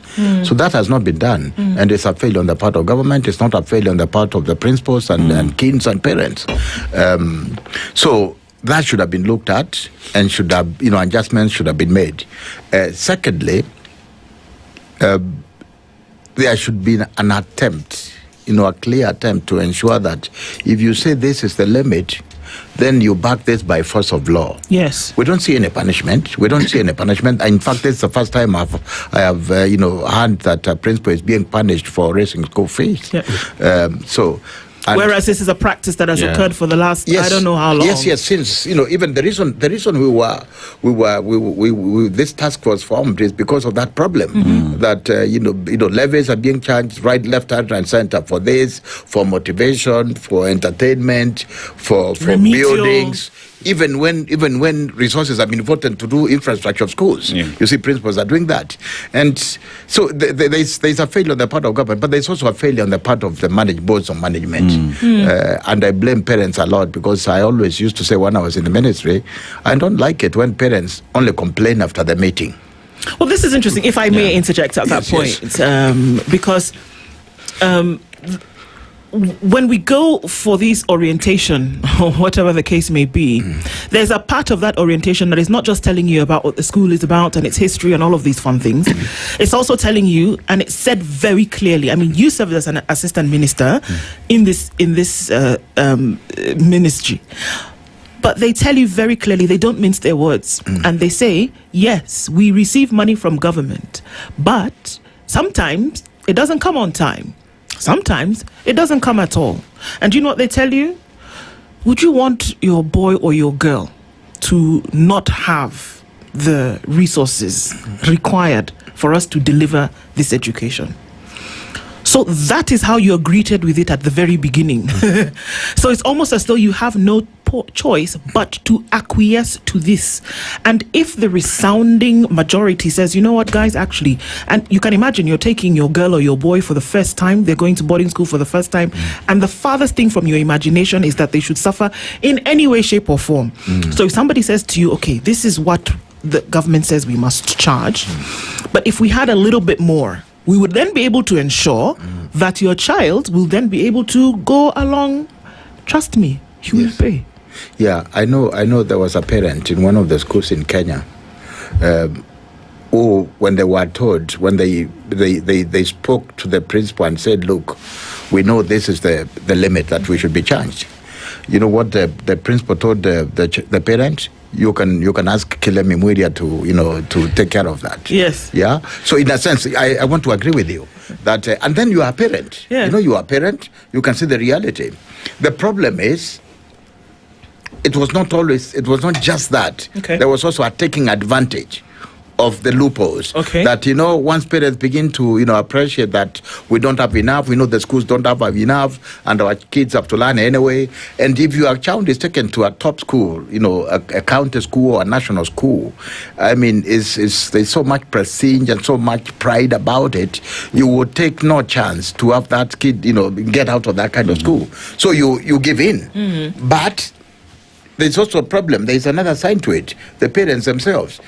These levies are supposed to be introduced after parents have accepted. Okay. Yeah. So parents are consulted. There's a parent representative in the board of management. But the problem is that some of them have to compromise. You want favors from the school administration, from the school administration, from the principal. You are afraid that your child would be victimized if you don't do this. So and then you are given certain types of incentives as a parent, and they give in. So that's why I was saying I kept on complaining about, why don't you complain there rather than after the meeting on the way home is when you are saying, oh, now because of those same things that you've mentioned. Yes, I know, you don't want your child to be victimized because they'll know this Dennis is this kid's father and he has made noise in the meeting. It becomes a thing. Yeah. And you are a parent. Yeah. I mean, we look at this and it's a systemic problem. Because why do I say that? Let's look at budgets since 2015 as compared to now. The budgets of the country have continued to increase, right? And with that and the cost of living going up, everything else has increased with it.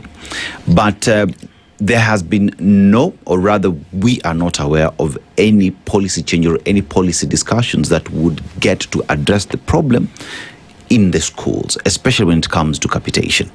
So therefore, one would ask the question, what will it take for us to start having these discussions to ensure that whilst parents are saying we cannot go beyond 53,000, the government needs to sit down and look at the budgets the way they've moved and look at how they would increase capitation to schools. Because the more we continue to sit here and not changing capitation that goes to school, the more we see the problem. Schools will continue increasing these levies and hide them into development, into school bus, and we need a dormitory here and there for us to do that. So what must we do? Is it about time that we started having this discussion in terms of changing the policy and coming up with consequences for those who do not respect the policy? Because like we've just heard, this happens. We know about it, but we look the other way. Thank you very much, Dennis.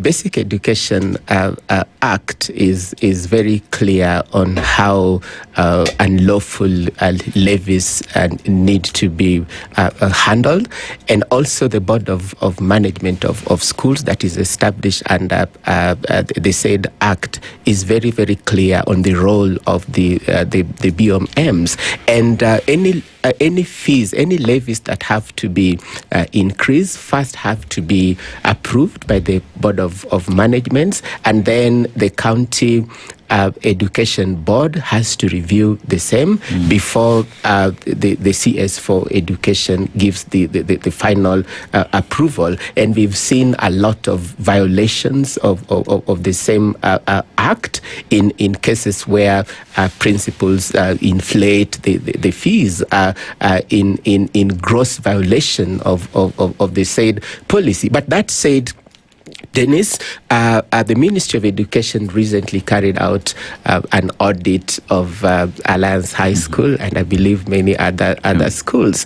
And the report that has been made public really shows where the supposed hikes are supposed to be allocated. For instance, there have been mentions of trips to Dubai for staff that cost about 25 million shillings, and other schools also charge the motivational fees and so on and so forth. Therefore, if you consider the justification for this increased fees, it's not even due to inflation, which we know has grown to about 46%, as Daktari has mentioned. But what are the reasons why the principals charge more levies? We realize it's all about trips abroad. It's more about motivation of teachers and so forth and so on. And even that aside, we also know that there are other hidden costs. For instance, a student joining high school needs to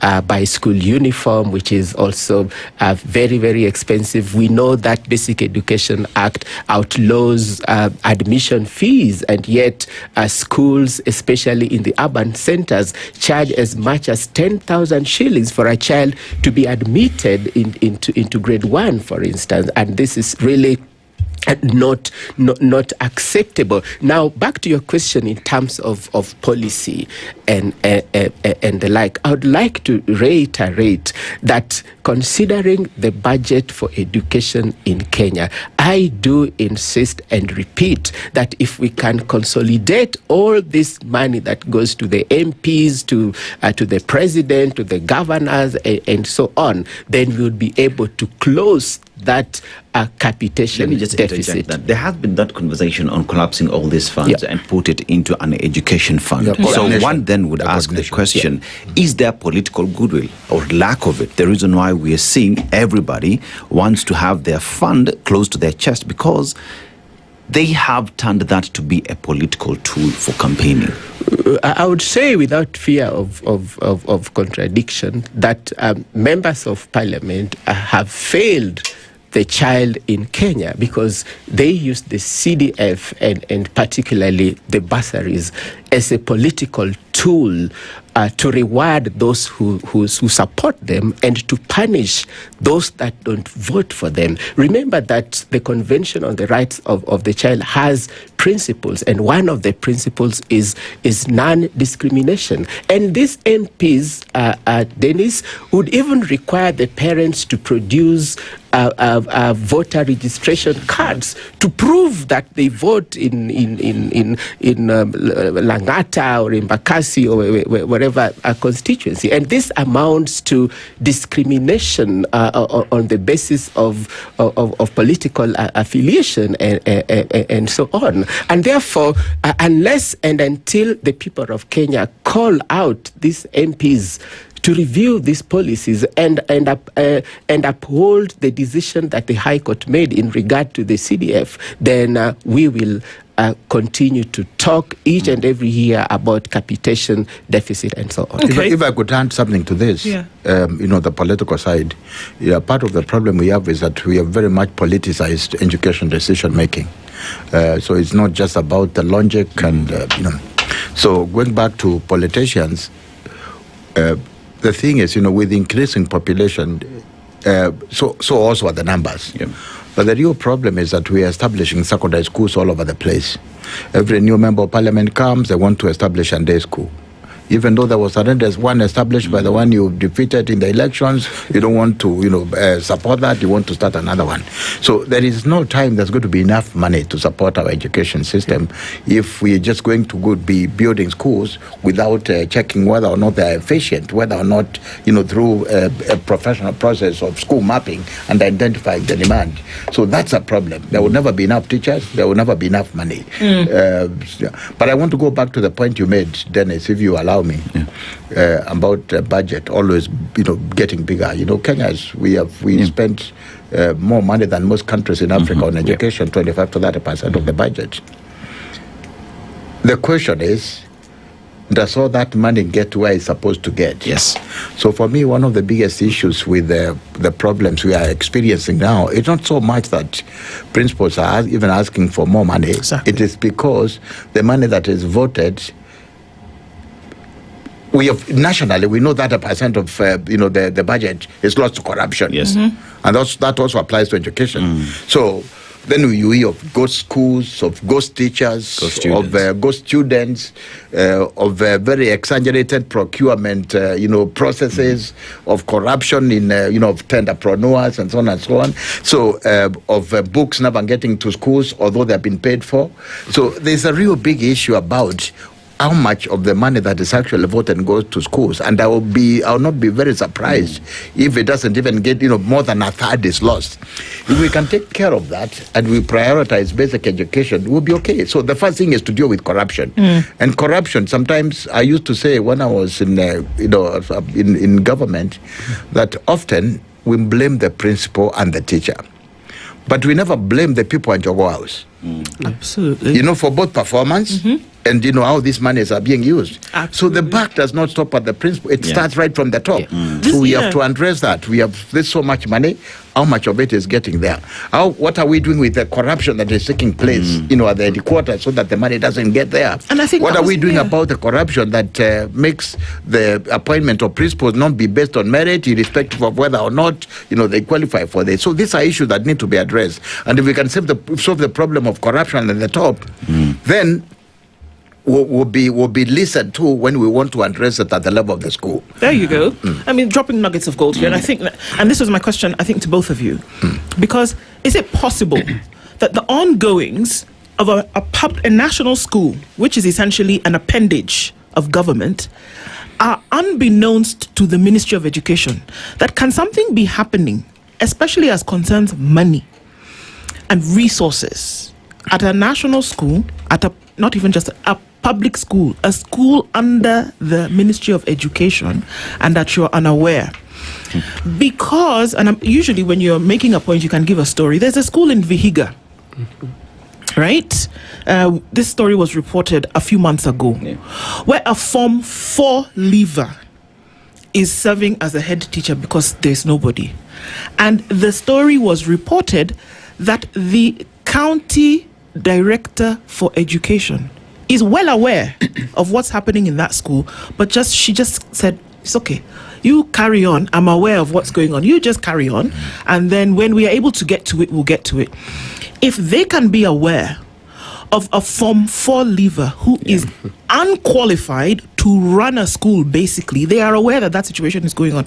You mean to tell me that when school fees have been increased where a BOM has their say, that the ministry can now tell us, In fact, now we need to investigate because we didn't know what was going on. Is it possible?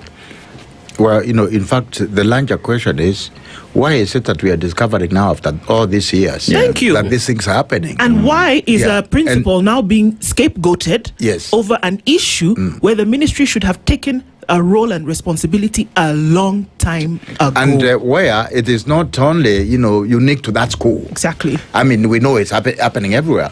So there are issues also about how much we supervise what's happening in our schools. But there is also the issue of whether or not there isn't any conspiracy between people at the top at Okoh House and those in the schools. I mean, there are relationships between senior people in government and especially principals of top schools, because these people also need favors. They want from one places. They are people they want to get to be awarded tenders to either to supply books or food and this. So it's not that it is not known; it's that we lack the commitment to take action. Just like we lack the commitment to take action about a lot of the other things that are going wrong in the country. And I don't know if I can repeat this enough. Education is only a subset. It's only a subset of what is happening in the wider society. The problems we see in education reflect the wider society. Yes. So if we are complaining about loss of funding, about inefficiencies with ministries and with county governments and so on, it is not surprising that those problems will be reflected at the school level. So whether you like it or not, we have to solve the larger problem. And this larger problem is about leadership.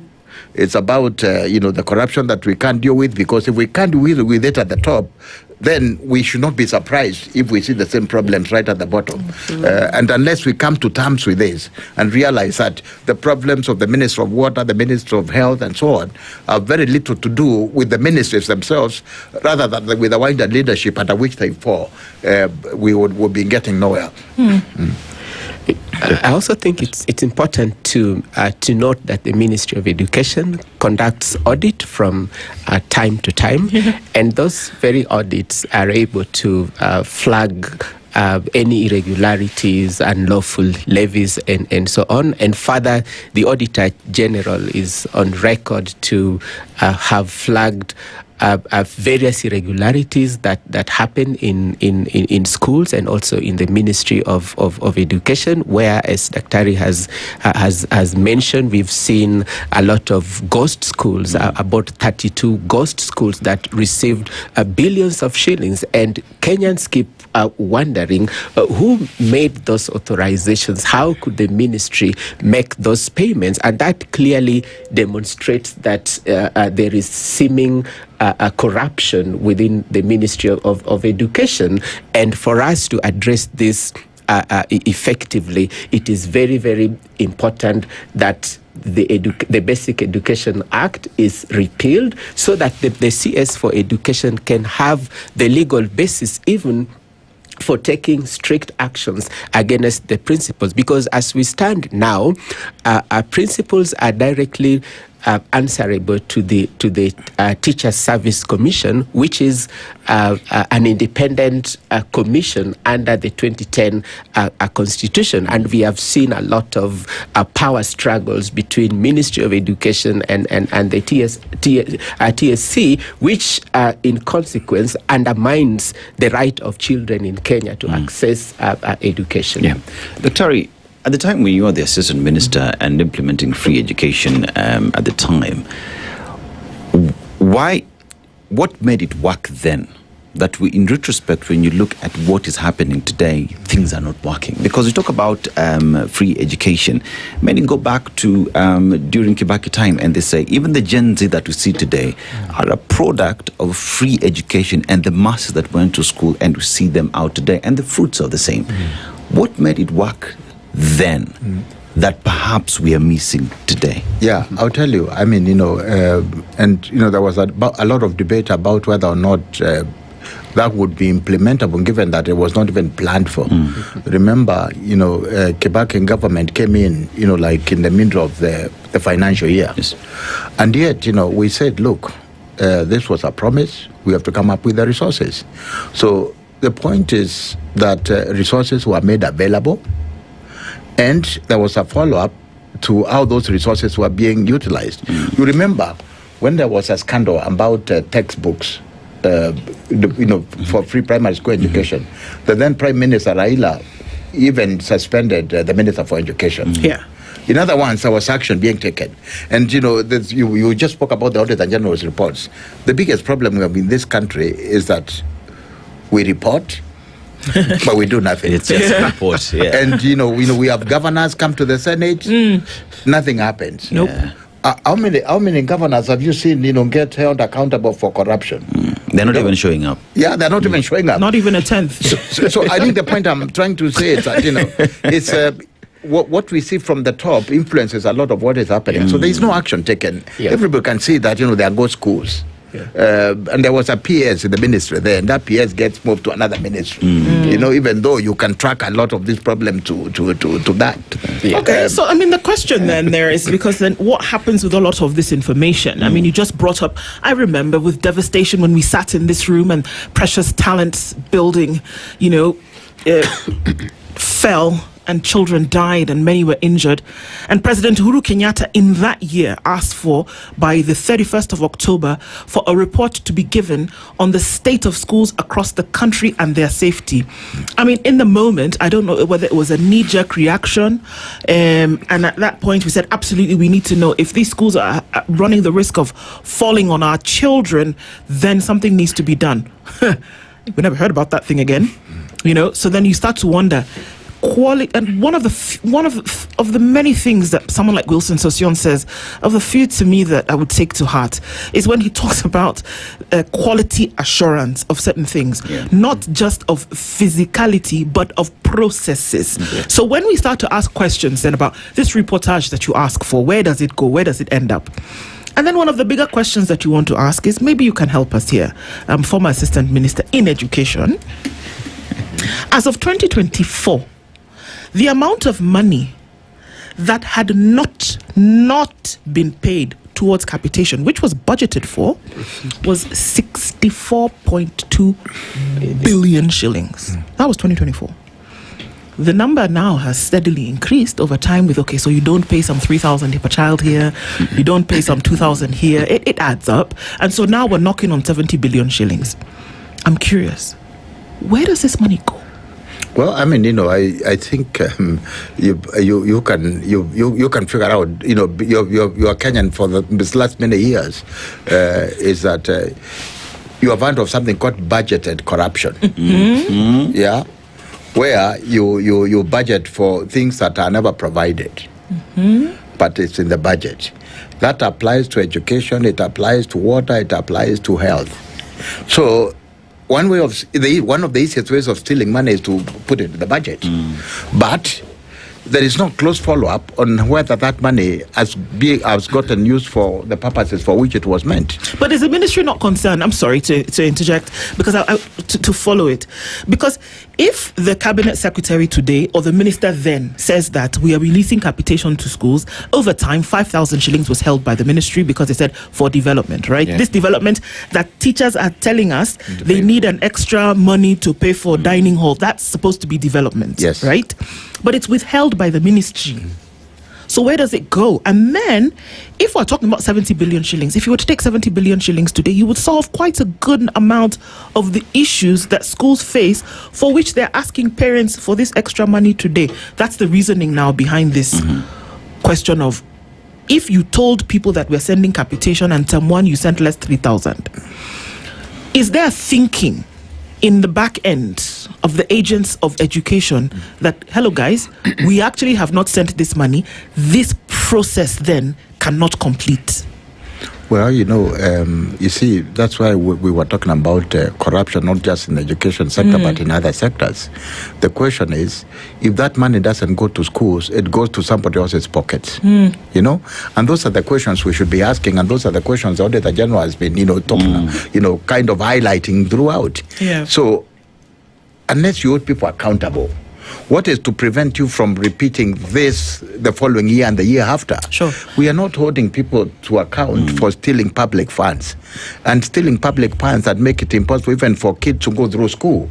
So it's a very serious problem, and that's why I keep on going back to the issue about leadership. Is the mother of all problems. I mean, if we don't deal with it at that point, if we don't address the issue of accountability at the top, it is hypocritical to think that it will work down there. And if we vote for funds and everybody knows they have not gotten to schools, because if this money doesn't get to schools and is voted for, certainly, I mean, it's got to some pocket. So if we don't ask those questions and hold those people to account, then we do not have the interest of that child at heart, really. But that, that money can be voted as an excuse, but you want to use the child to... Davies, I want to look at Parliament as a body that approves budgets. Parliament as a body that oversights, has the power to oversight. And Parliament as a body that is also handed over the Auditor General's report. Because this is a body that then would be the saving grace for the children of this country, for the education of the country, for the parents of the country. Why?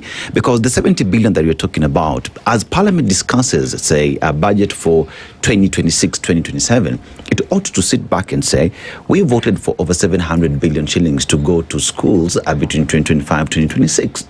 And we can see that it did not end there. Ask the difficult questions and ensure that we find out where this money went to. Are we therefore saying today that Parliament is the weakest link to addressing issues in education because they've failed on oversight? They've failed on accountability and ensuring that these monies are spent as per the law. Thank you very much indeed, Dennis. First, I would wish to carefully state that Kenya has faced fiscal constraints, and the fiscal space has been constrained to the extent that a lot of public funds are being spent on debt servicing and so on and so forth. Secondly, it is on record that not all the money that is budgeted for education, and particularly capitation, is actually released by the Treasury. And the Treasury in this context is actually acting contrary to the law, because once the Parliament has passed the budget, then it is not in the domain of the Treasury to sit down again and decide how much money that they should allocate for education. I think it is very, very important that they do release all the money that has been budgeted for. Remember, the CS for Treasury at one point said that the government is not able to support education until there was a lot of public concern. That is when he decided to withdraw this statement. Therefore, I would wish to call on the Treasury to respect the will and the wishes of the people of Kenya once a budget has been passed. Thirdly, it is really important, as you have said, to mention that Parliament has an oversight role and so on. We would expect the Committee for Education, for instance, to summon the Treasury officials and interrogate them and really find out why the money that is being allocated does not really reach out to the people. And lastly, we know that there is a percentage of the capitation fund that is usually retained by the ministry for what they call, buying textbooks, development, and so on and so forth. To the extent that even 300 shillings that had been allocated for health insurance is no longer being remitted to the schools. And now they are forcing all parents to register with SHA. And we know clearly that SHA will soon collapse. All signs are clear that they are not able to sustain it. So I would wish once again to call on the Parliament to play its roles and really ensure that children in Kenya can access equitable and free education for all. If I could just say something about the Parliament, the oversight role of Parliament and the Senate.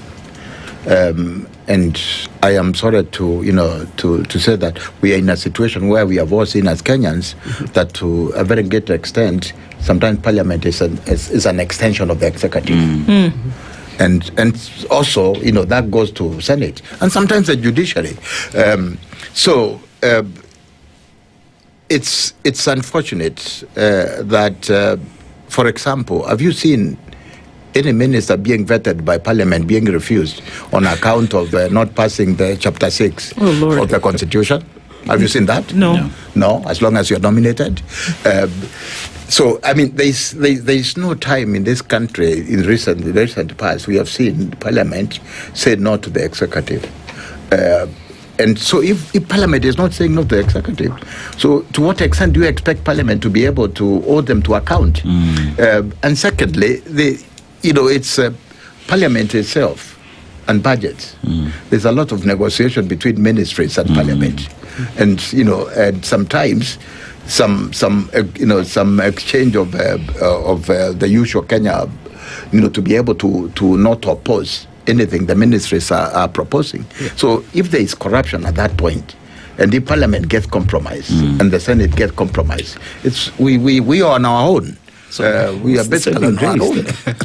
What's the saving grace? Honestly, Davies, so how do we? I mean, come on. It's whereas education was meant to be an equalizer amongst persons, it is a right according to the Constitution, which was then put together and agreed upon, and then became the ruling law of the land. How then would you expect such a thing to play out if the very things that Dr. Muira is talking about today are happening? Can it ever be realized? I mean, we want to say we can be positive, but we also have to come to grasp with the reality of the day.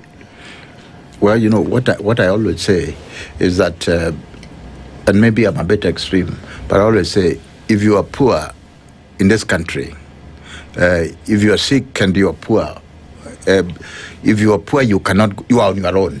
Basically, you are on your own.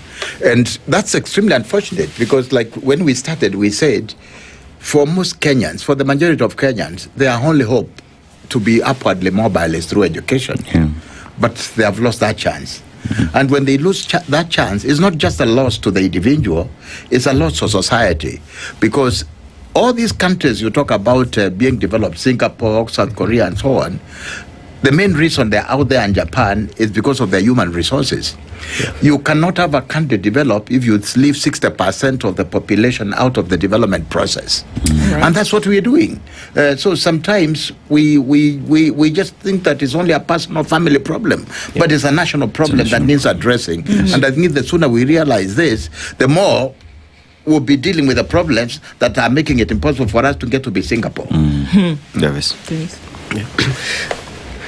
Well, I think it is important that we attain political will in this struggle to advance the right of children to education. I would call on the President, William Ruto, to take the lead and ensure that the ministry can really undertake the very mandate for which it was founded. It is important further to understand that if we analyze human development, we have to know that education is one of the key drivers for attaining human development. And therefore, as a country, we need to put a lot of priority, a lot of emphasis on the need for all our children, regardless of their circumstances, to access education so that we can develop our human capital in order for us to achieve the so-called Singapore dream and all that stuff as a country. Very lastly with you, Dr. Muira, do you think we realize the important role that education plays in society? Well, I don't think we realize anymore, because if we do, we will not be experiencing the problems we are seeing. I mean, we will not be having problems of 50,000 kids not making it to, senior secondary because they can't afford school fees, when we have the resources to do that in this country. I can tell you, I mean, You not so far away from here, Rwanda has managed to a free secondary education. We can afford it, but we must make it a priority, and we must vote those resources for it. And once we vote the resources, it is the business of government and everybody else to ensure that those resources get to those schools that are used to achieve that. Indeed. And we must continue highlighting these issues. We cannot keep quiet about them. The needle must move at some point. Yeah. So thank you for joining us in this conversation this morning. And we're looking forward to continuing to speak about these things. Dr. Kilemi Mweria is an education and governance expert and has joined us today with Dr. Davies Okombo, who's an educationist, as well as Asante Sana to you both for being part of this conversation. Can't keep our heads buried in the sand. We must talk about these things. Meant to be an equalizer, but then also meant to be a right. Let's keep talking. Good morning, 8 a.m. Thank you very much. Asante.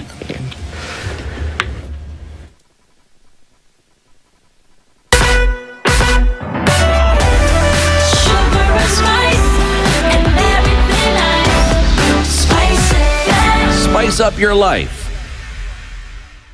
The latest news from around the world. 94.4 Spice FM.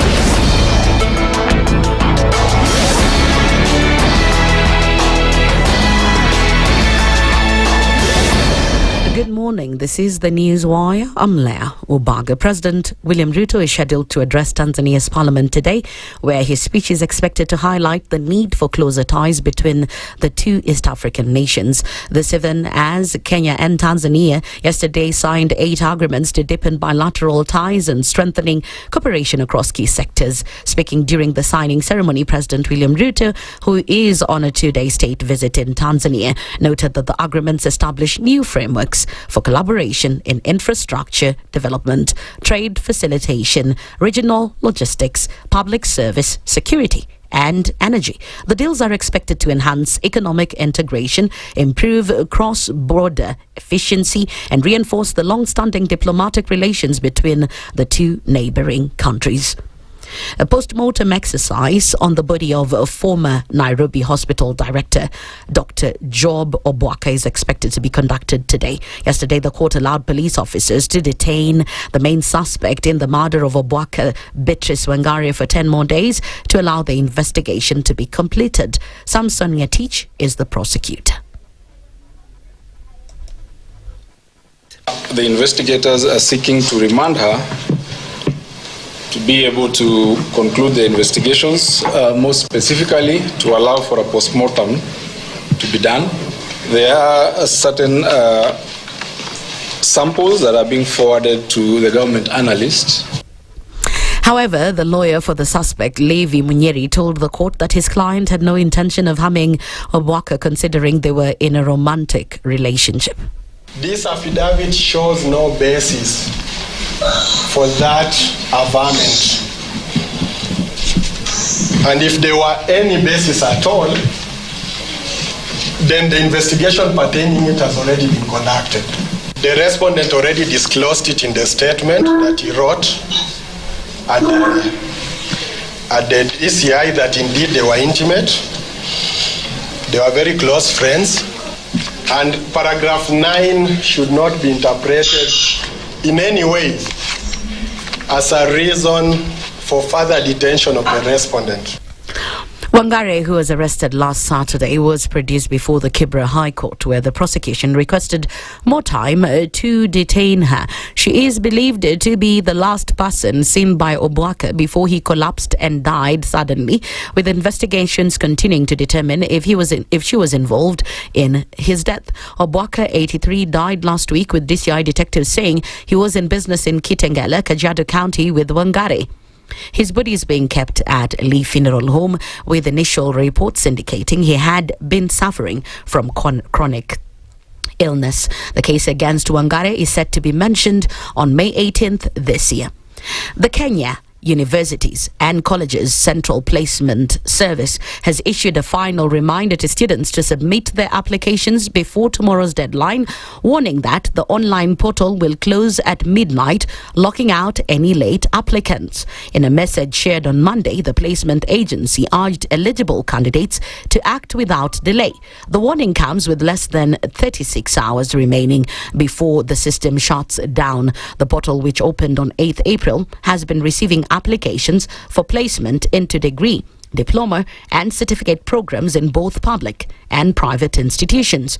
COOPS emphasized that all submissions must be made online within the set time frame.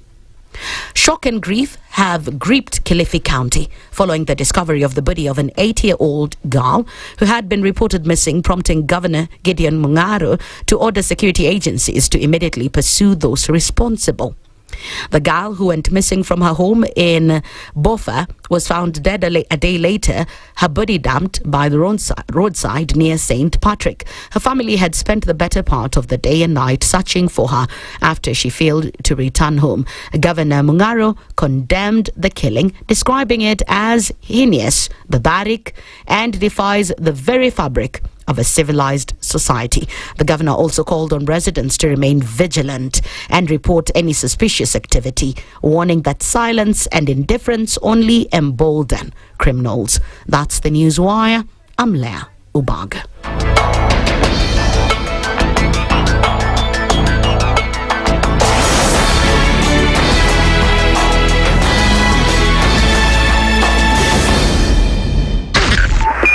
.5 Spice FM, Kisumu.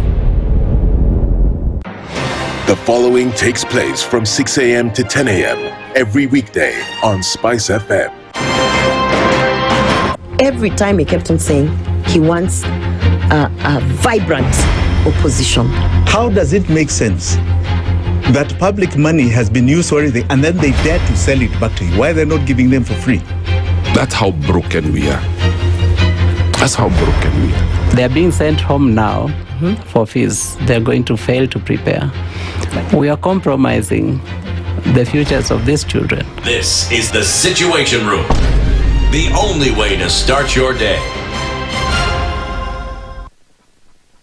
The following takes place from 6 a.m. to 10 a.m. every weekday on Spice FM. I am also a publicly elected official. Okay. My salary is paid by your taxes. Yes. So if you need me to answer questions, we will not run away from you. Asante. We will always be here. The government itself is engaging in corrupt practices. That the government itself deliberately schemes to influence through bribery members of parliament. You pay for a passport online. Alafu you're told there are no booklets. I rebuke matters corruption, because corruption has brought this country to its knees. This is the Situation Room, the only way to start your day. The following takes place from 6 a.m. to 10 a.m. every weekday on Spice FM. Members of parliament, they go to settle, they just promised they get given tea, mandazi, and 100,000. That's not development. External borrowing, 589 billion. Are we on the same page? What did parliament pass? If anything happened to our president today, God forbid, that man would become president. Na ndio alilenga hizo stories za Shakahola. The real thing is our constitution has only one person who is accountable to us. This is the Situation Room, the only way to start your day. Mature, intelligent talk every morning. Spice up yourself.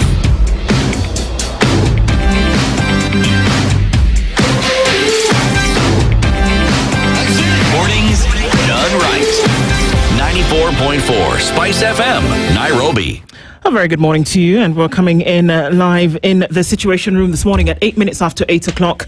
And we are into the third hour of our conversations for this morning. And we're looking into the LSK versus mediators. Well, let's get into that. The president of the Law Society of Kenya is Charles Kanjama, and he joins us this morning. Good morning, Mr. President. Good morning, and to your viewers, I'm happy to be here. Karibu sana. Fanya mambo Kenothia. I want to put incoming, but we'll leave that for later. As for what that could be. He is the National Chairman, Association of Certified Mediators in Kenya. Yes. He's also joining us this morning. It's been a minute. Good morning. Good morning. Karibu sana. I'm happy to be here to have a conversation that is very different from politics. Indeed. From the things that we always talk about. Today is a very professional conversation. Oh, of course. So a very good morning. One might argue that as we get into it, it likely would shift political, but we'll wait and see how that goes. I'm just very interested in the colors that these two gentlemen have worn today. Very demure, very classic. What did you say? A touch of what? A touch of? Did you say elegance or common sense? With a touch of common sense. How lawyers dress. Yeah. Elegance with a touch of common sense. It's interesting to know that both gentlemen are lawyers in the room this morning. So we'll talk about that in just a minute. But let's put you to work because Dennis is in another country this week. The country we're in is Eritrea. The capital, Asmara, is a UNESCO World Heritage Site and is considered Little Rome due to its architecture. So they gained independence in 1993 after 30 years of war with Ethiopia.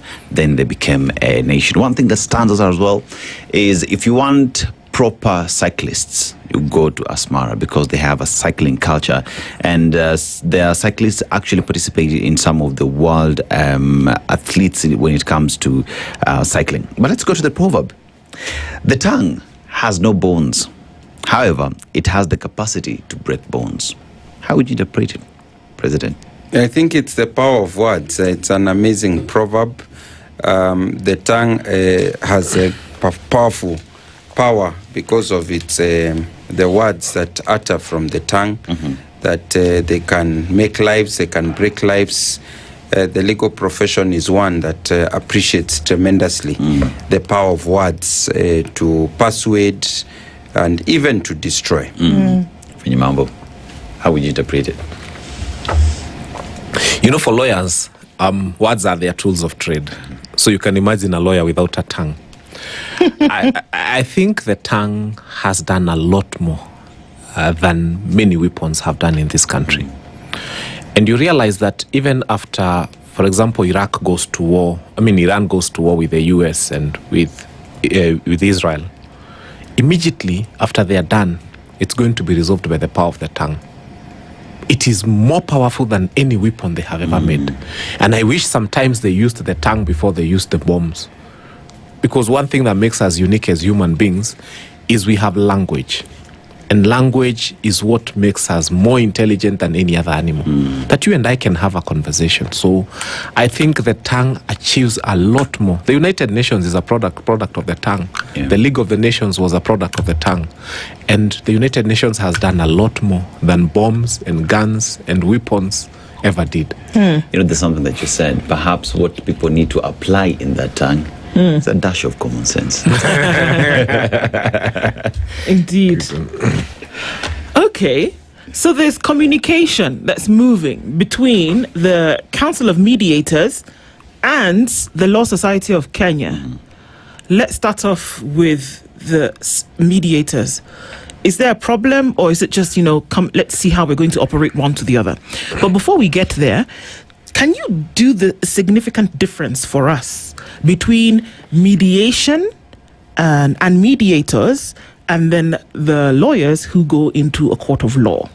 Let's set those straight here in terms of what happens when and when can you employ one to the other?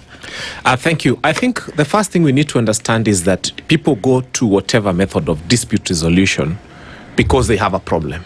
So the beginning point is there's a problem. There's a case, there's an issue, there's a succession, there's a fight, there's a problem. There's something we couldn't sort. There's something that we couldn't sort. Okay. Now, there are very many methods of dispute resolution. You can have conciliation. You can have arbitration, which basically means you have somebody who is a private judge making a decision on your behalf. You can have mediation. And then you can have litigation, where a lawyer goes before a judge on your behalf and they fight out your case for you. That's litigation. And we even have fighting as a method of dispute resolution. You can choose to fight if you think it's going to resolve your problems. Okay. The challenge is that, is it a good method of dispute resolution? Of course it's not.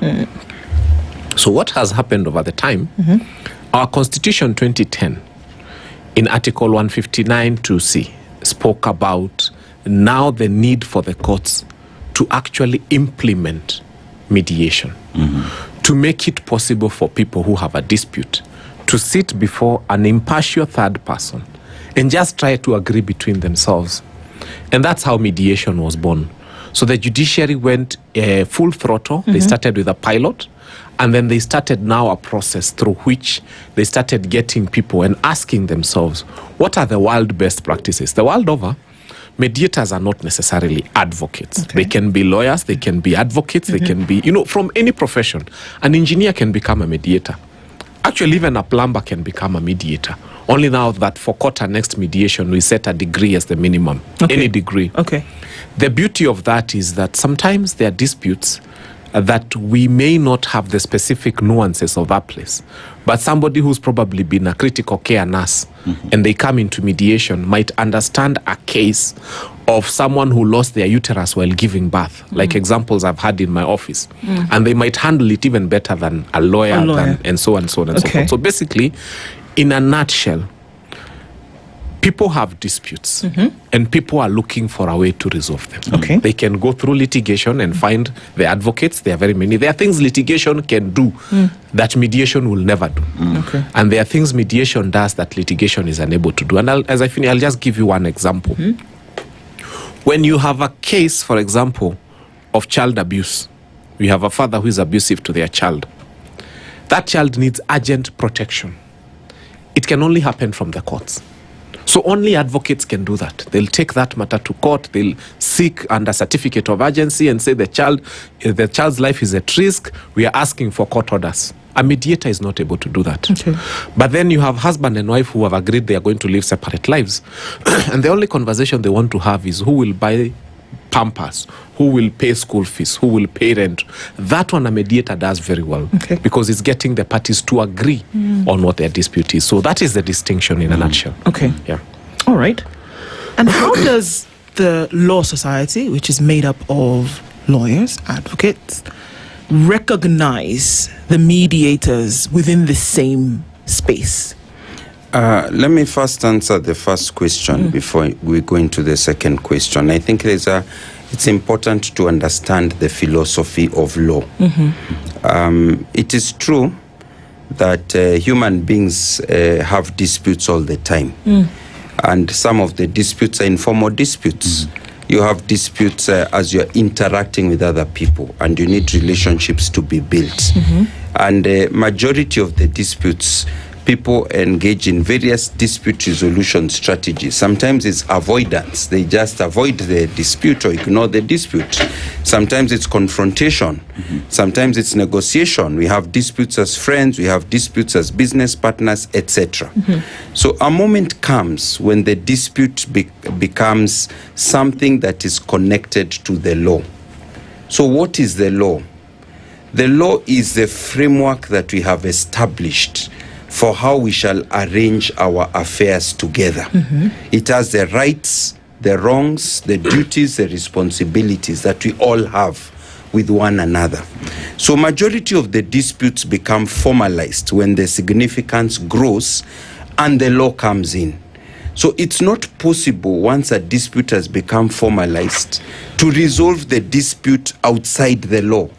Even alternative dispute resolution is resolved within the framework of the law, because you need to know the rights and obligations of the parties. For example, you can't resolve a parental dispute by both parents agreeing none of us will take care of the child, because Article 53 of the Constitution gives you a responsibility as the father and the mother, joint responsibility to take care of the child. So the Constitution applies in matters of dispute resolution regardless of the nature of the dispute. The criminal laws apply. So you cannot resolve a dispute by agreeing to commit a criminal offense, for example. So the law applies whether you are resolving the dispute in the court or outside the court. So the role of the lawyer is always central once there is a dispute that touches on matters of the law. And the central provision of the Constitution touching on how we shall resolve disputes is actually Article 50, sub-Article 1 of the Constitution.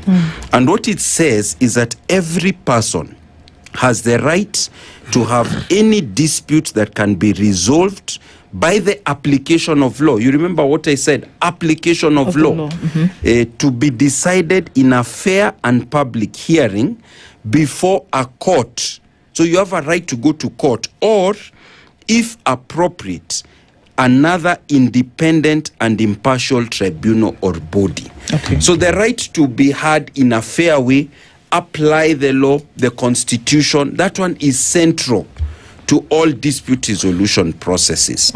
So what happens when you go to the court is you go before someone who has been trained both in law and in evaluation of facts.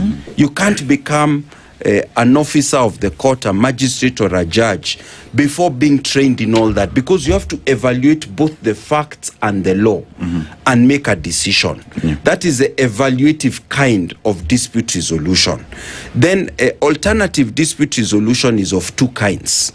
There is evaluative and facilitative. So the evaluative is like arbitration, where instead of going to a judge, you go to an arbitrator who still evaluates as a neutral third party what are the law and the facts of the case and decide the case accordingly. Or you can go to a facilitative dispute resolution mechanism where the parties become the principals in negotiating amongst themselves, and a third party comes to assist them in the negotiation.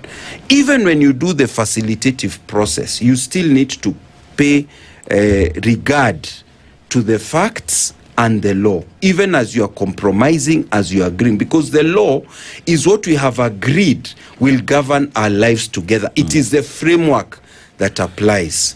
So in answer to the question, what is the difference between lawyers and mediators? First of all, in many countries, majority of mediators are lawyers, for the simple reason that the lawyers are already trained in the law, and they are trained in evaluation of the facts, and they're also very good in facilitating agreement between the parties. But you can't just have lawyers in alternative dispute resolution. So in arbitration, for example, you have other professionals who already are expert in their profession, and then they are trained to understand aspects of the law and of dispute resolution. So the same thing happens with mediation, or ought to happen with mediation. So what the lawyers have been saying is that that is the ideal. But over the course of the last 10 years, as we have been implementing mediation, court annexed mediation, people have already gone to court. There is a clear legal question. There's a factual question to be determined. The process of facilitation through court annexed mediation is now broken. It is now suffering, it's leaking, it's suffering significant injury because of the way of implementation, which is what we want to talk about. So we want to make it clear that when you say LSK versus mediators, it gives the impression that lawyers are not mediators. Actually, lawyers are the first and foremost mediators. But they are joined by other professionals who may also come to do mediation in accordance with the approach that the lawyers have formulated and have practiced. So some of the issues that we see have been raised by LSK is that some mediators operate without clear regulation or professional standards. Mediation may sideline lawyers, affecting legal representation, and complex cases may be oversimplified. So with what our Kili is saying then, should all the caucuses or mediation caucuses, I would call them that, have lawyers embedded in them for these disputes to be solved? Thank you. I think the first thing that we need to distinguish for our viewer is what is this word lawyer and what is this word advocate. Because you were in a letter changamoto, people ask, so you're a lawyer, you're not an advocate. Now for our viewer, any person who gets a law degree from a recognized university in the country and abroad is a lawyer. So you have your law degree, you're a lawyer.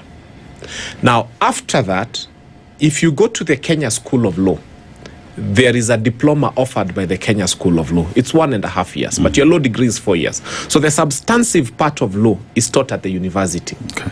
There's a lot of procedural law that is taught at the Kenya School of Law. So anybody who finishes their law degree is a lawyer. Okay. Then if you go to Kenya School of Law and do the diploma at the Kenya School of Law, and then after that diploma, you apply to join the Law Society of Kenya, where he's president. Now you become an advocate, and you can go to court. Now, do we have lawyers who are very well learned in law but are not advocates? Yes. Personally, after my law degree, I would go ahead to join the University of Nairobi. And I'm currently pursuing my master's. in constitutional law, democracy and governance. Still in law, an LLM. And God willing, I'll do a PhD in law. But then you become this lawyer who is not an advocate. And Kenyans tend to think that kama hauendi kotini we si wakili. So now what has been happening from his members? Now, people from Machakos, I saw another one from Kisumu, are writing all sorts of letters and telling judges that non-advocate mediators should not be involved in the practice of mediation because hawajui sheria. Some of the members we have at the mediators, because I'm the chairman of the Association of Certified Mediators, are actually PhD holders in law. Someone comes, they do their first law degree, they finish, they do a master's in law, they finish, they do a PhD in law. That person is lecturing law at some university. They have just chosen not to do the diploma for Kenya School of Law. And they have chosen not to become advocates. But because those people who are represented by the president here, advocates, feel that only those people who have a diploma from Kenya School of Law and are members of the Law Society of Kenya then are supposed to be in the space of mediation. But we are telling them, let us look at mediation from where it's coming from. When it started in 2016, the success rate in terms of case resolution was 16%. The Chief Justice was with us at Strathmore University just this April when we were just, every year we have a summit for mediation. And she's hailing mediation. The Chief Justice is praising mediation. She's saying court annexed mediation has unlocked 64% of the cases that were sent to them. And those are some cases that could be in backlog. Yes. The court annexed mediation has unlocked over 90 billion back into the economy. That is the Chief Justice saying this. There are cases that were 23 years old, 32 years old, which cases were given to people who are not practicing advocates. And those people are able to resolve those cases within 4 days. I have had a 24-year-old case in my office. It had seen enough lawyers, enough judges. It had been through those corridors. Within a short 2 weeks, we were able to resolve that case through mediation. So what we are saying is, mediation is beautiful and mediation is working. We are not going to throw the baby plus the bathwater. When you spoke about the manners and the things that advocates are speaking about, si hata mapasta kuna wabaya. We have rogue pastors, We have rogue engineers. We have rogue politicians. We even have rogue advocates, and he will tell you that. In every profession, there will be rogue people. I think that's an enforcement issue. The question we should be having here is, are we having mediators who are ill-behaved? And they are there. Because every society will have those. Even priests, we have bad ones and we have the good ones. So the question should be, how do we go about enforcing? By the way, the court annexed, the committee, the Mediation Accreditation Committee, which is the HR arm at the judiciary for mediators, has actually created a code of ethics. We have a code of ethics. For your information, our president, or the president of the Law Society of Kenya, the person who heads that committee is called John Ohaga. John Ohaga is an advocate. He's one of your members. In fact, at the Mediation Accreditation Committee, the organization with the highest representation is the Law Society of Kenya. So all decisions that have been made from the inception of mediation in 2016 to where we are, that committee that has made those decisions has got the highest single most represented organization is the Law Society. It actually has a male representative and a female representative. Just for clarification, the highest representation of these mediators comes from the LSK. That committee. That committee comes from the LSK. It's called the Mediation Accreditation Committee. At that mediation accreditation committee, and even the committees that formed the pilot from when we are starting mediation to where we are, there is no profession that has got a higher representation in all those committees than the Law Society of Kenya. Okay. So all the decisions that have been made, I have told you, in fact, the head of ethics, the person who checks whether mediators are behaving ethically, is called John Ohaga. He's an advocate of the Higher Court of Kenya, and he's been doing an excellent job, because wale mediators wana misbehave huwa mimi naambua kama chairman. And we have always told the mediation accreditation committee to deal with them ruthlessly. Because we do not want to ruin a very noble profession. Okay. So we are working hand in hand with the Law Society of Kenya. It's just that when we started off, actually advocates used to say hawataki mediation. Today we are happy that advocates are saying we want to be the mediators to the exclusion of all others. Yeah. Okay. It's like when Uber and Taxify and all the others began. You know, these guys who were driving the old school taxis were saying, hatutaki hizi taxis are up. At some point they started to say, sisi ndio tunataka hizi taxis are up, wale wengine wote watolewe. So that's where we are. So is there a bone of contention, Mr. President, when it then comes to the operation of mediators within this space? Let me answer broadly, because several issues have been raised. First of all, the difference between a lawyer and an advocate.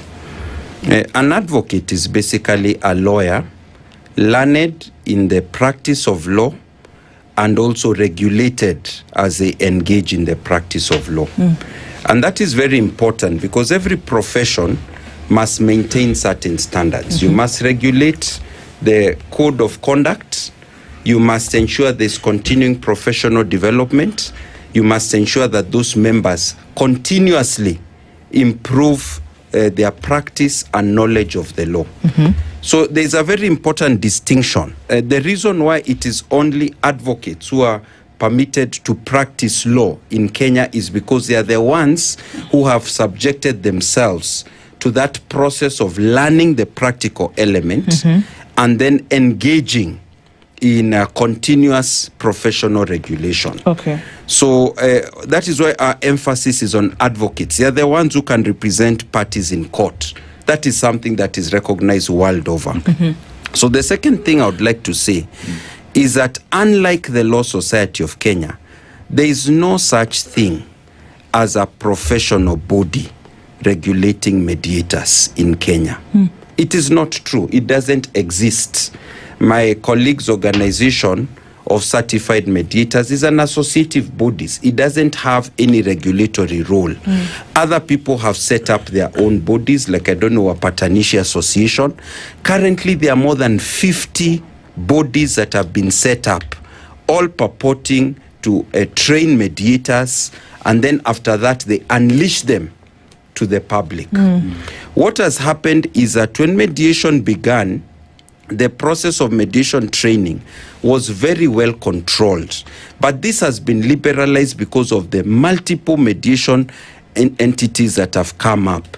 Some of them are doing things that are amazing. For example, a month ago, one mediation body was purporting to train 1,000 mediators at a go. A tutor has 300 people to train.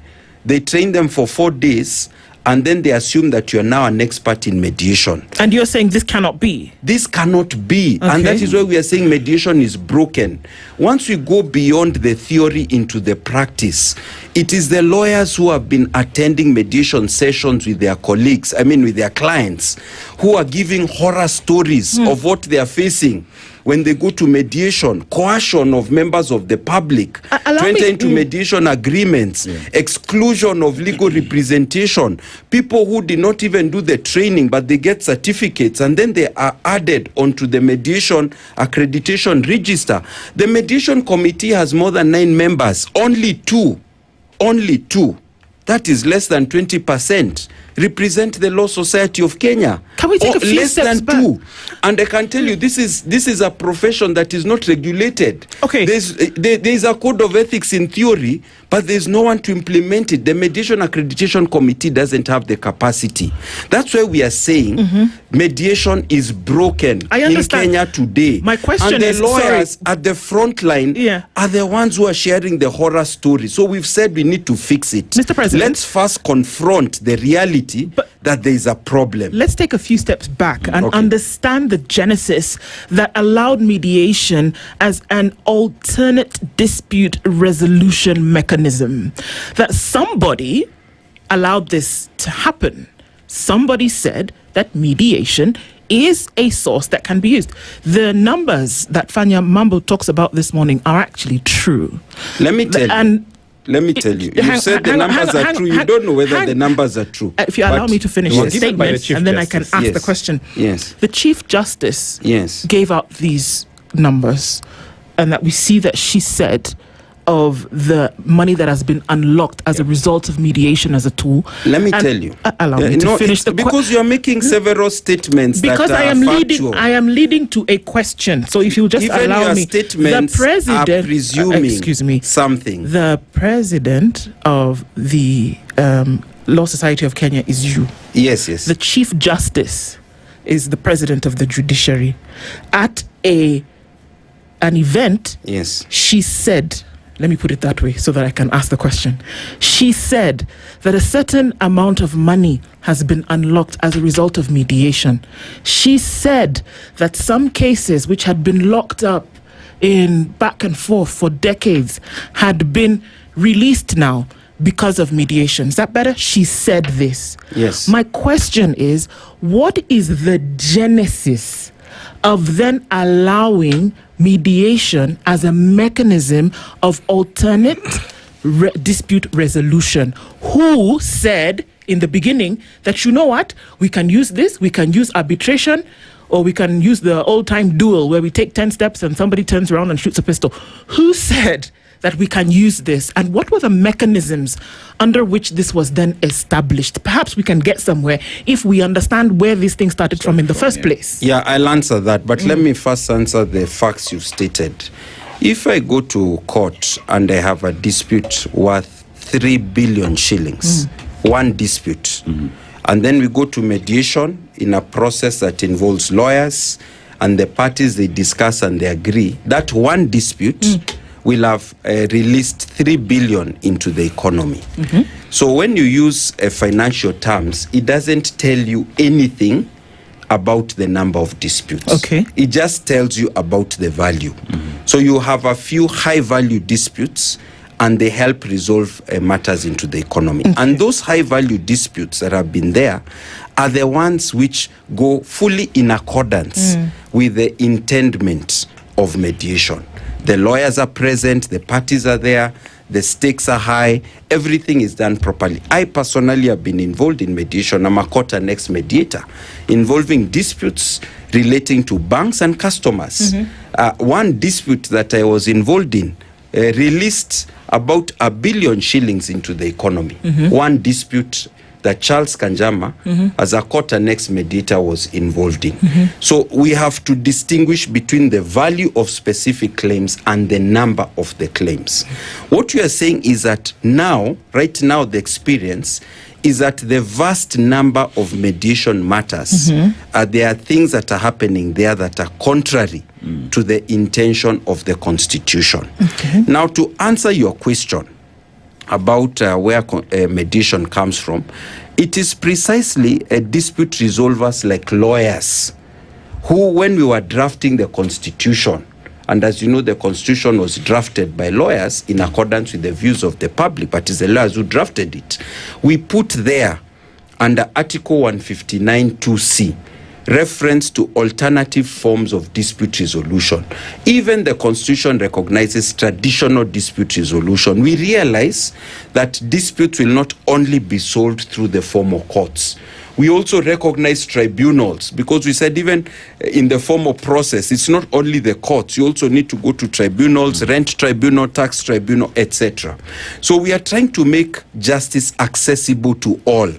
But in the process of making justice accessible to all, we did not exclude the application of the law. That's the important issue. The law still has to be applied in the process. And are you saying that in the processes that mediation is not allowing that inclusion of the law to happen? That is, let me finish. That is actually what has been happening in many cases. You see, one of the advantages I have is I've just come from an electoral cycle where I had to go around the country meet lawyers, talk to them, ask for their views, listen to the experiences on what has been happening in practice. And one of the common areas of complaint has been mediation. And actually they charged us as the current LSK council, when you come into office, please fix this issue that is mediation. Lawyers are saying this? Yes, because they are the ones they are the single profession that is most involved in mediation, because they go there with their client. Sometimes they're excluded from the mediation. Sometimes they see their clients being coerced into signing mediation agreements. Sometimes they see mediators who have very little training, very little ability to do what is meant to be done, purporting to engage in mediation. So they've told us fix it.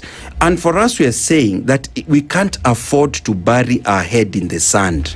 Mediation, court annexed mediation, currently is broken in certain issues. No. Actually, Fanyamambo, I want to look at the Mediation Accreditations Committee, right? Yes. And I want to look at that being the HR body for the mediators, right? Yes. And the laws that govern the mediation processes as per the law. Yes. What laws or regulations are there, and who does Mediation Accreditations Committee report to or answer to? Who regulates them? To start with, right now, Justice Odunga is in charge at that place. And let me tell you, you cannot have the case of the pot calling the kettle black. When I hear the president of the Law Society of Kenya speaking of mediators putting clients through horror stories, if Kenyans were to come here and tell you what they've gone through at the hands of advocates, I think you would see that mediators have been heaven compared to what they've gone through at the hands of the people he represents. Mediators have done really well. We've tried where things have failed. By the way, ask yourself, who sends cases to mediation? Judges. A person who, for you to qualify to be a judge, you have to have served for 15 years as an advocate. Now, you served for 15 years and then you probably practiced as a judge for 10 years. A person of 25 years experience sitting at that bench and looking at the monkey games that some advocates are playing in court and deciding this case must go to mediation. And then a 23-year-old case is resolved in 4 sessions. Do you think that judge was wrong? So when you come here and say that those cases went well because advocates were involved, they also went horribly because advocates were involved. And they were with that case for 24 years. And they were playing monkey business with it. Let me tell you a story that something that came to my office some time back. We train a young lady, and because Kilimani Mediation Center, my firm does train people in mediation. The other thing that I want to address. And she goes to her dad's law firm and tells the dad, "Dad, I have these special skills." But they love Gen Zs. They're amazing people. And she tells the dad, "I can resolve any case in this firm." And the dad tells her, "Try this file." It was a 17-year-old succession dispute. And God helps her. In 2 months, it's resolved. Then she comes and says, "Daddy, I've made it." The dad looks at her and tells her, "We ni mjinga sana.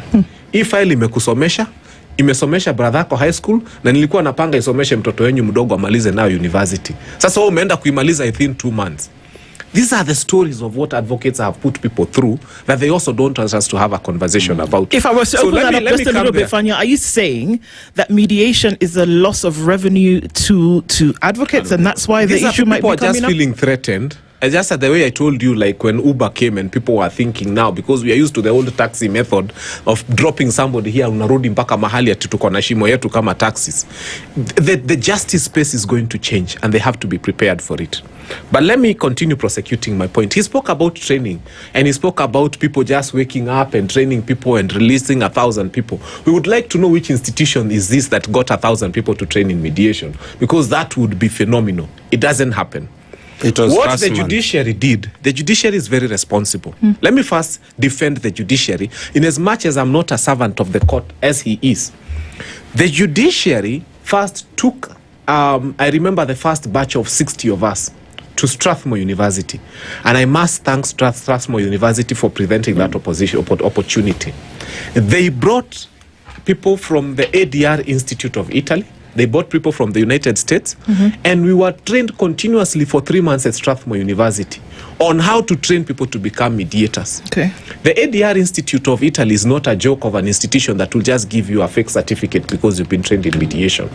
Some of us have trained very many. I train advocates. Every other month I have a training. And when they go back, they give value to their profession and they are grateful and they say it. When these people are becoming mediators, they don't just become mediators. They go to an interviewing panel. They find judges. And most of the times, I love Justice Odunga. He's hands-on. He's one of the persons you'll find there, and he'll ask you very hard questions. You don't qualify, you don't become a mediator. You qualify, you become a mediator. There's only one place I agree with him. That like every other profession, mediation has got its challenges. We have a few rogue mediators, but these figures are speaking for themselves. We have a few rogue advocates. We have a few rogue pastors. That will happen.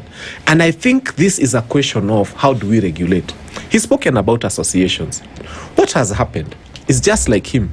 The people in Kisii have got their own association of mediators. It is closer for them to be able to have their own problems. But at the national level, this is what we are doing. Now, are we unregulated? No. We have an ADR bill that we have been trying to push. Hata sasa ndio maana nataka niingie your parliament by the next year. Because this ADR bill needs to go through, and we want mediation properly regulated. For now, the code of ethics is there. The implementers of the code of ethics for mediators are your members. In fact, the chairman, I told you, the person in charge of seeing to it that mediators behave is an advocate. You are the president. Talk to him, ask him. Ni wapi shida iko? And if there's a place we can collaborate and cooperate, we are happy to. Finally, the president comes and talks of that there was one case of 3 billion.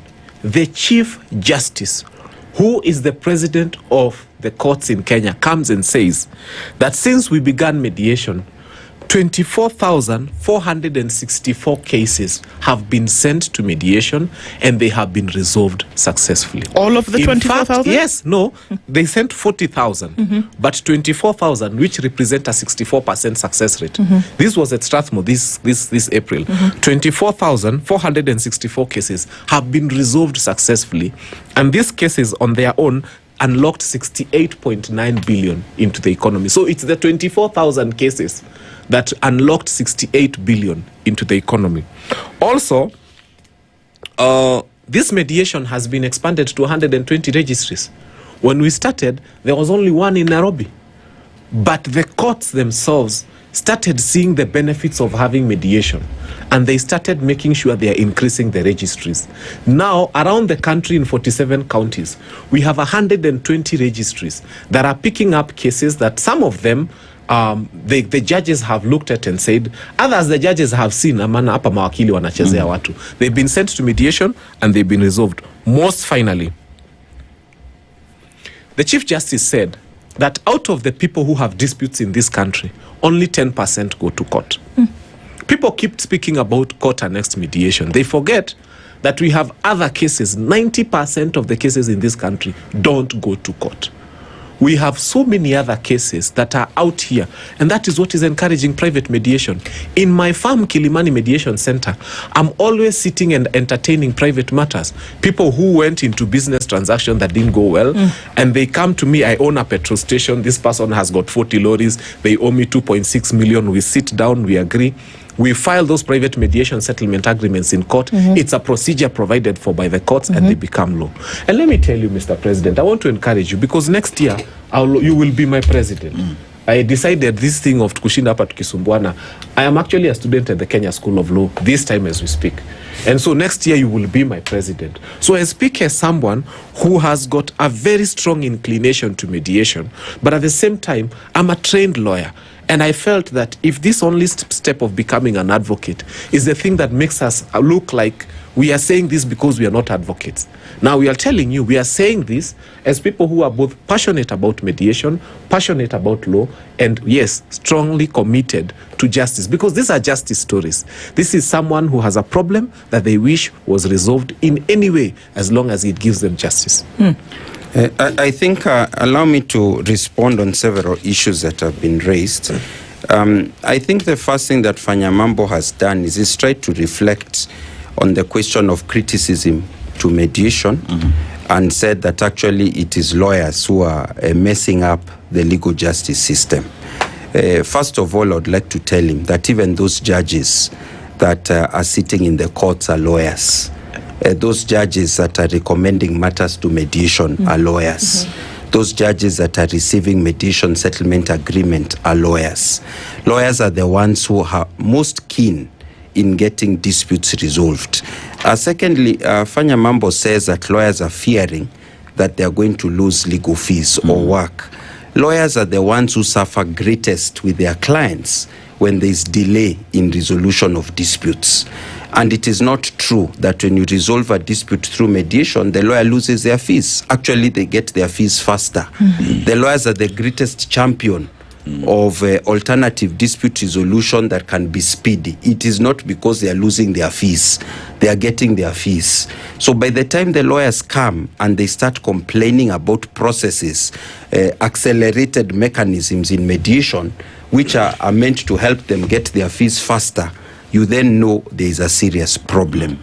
And this serious problem has been developing over time.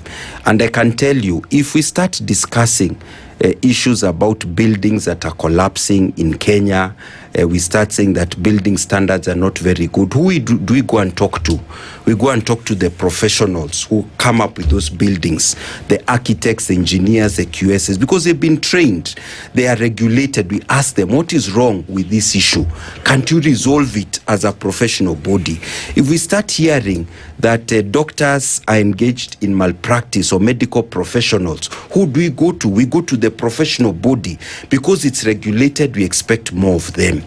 So that is why when there are issues with mediation, we have to go to the people who are regulated, who are the professionals, the lawyers. They're the ones who are regulated.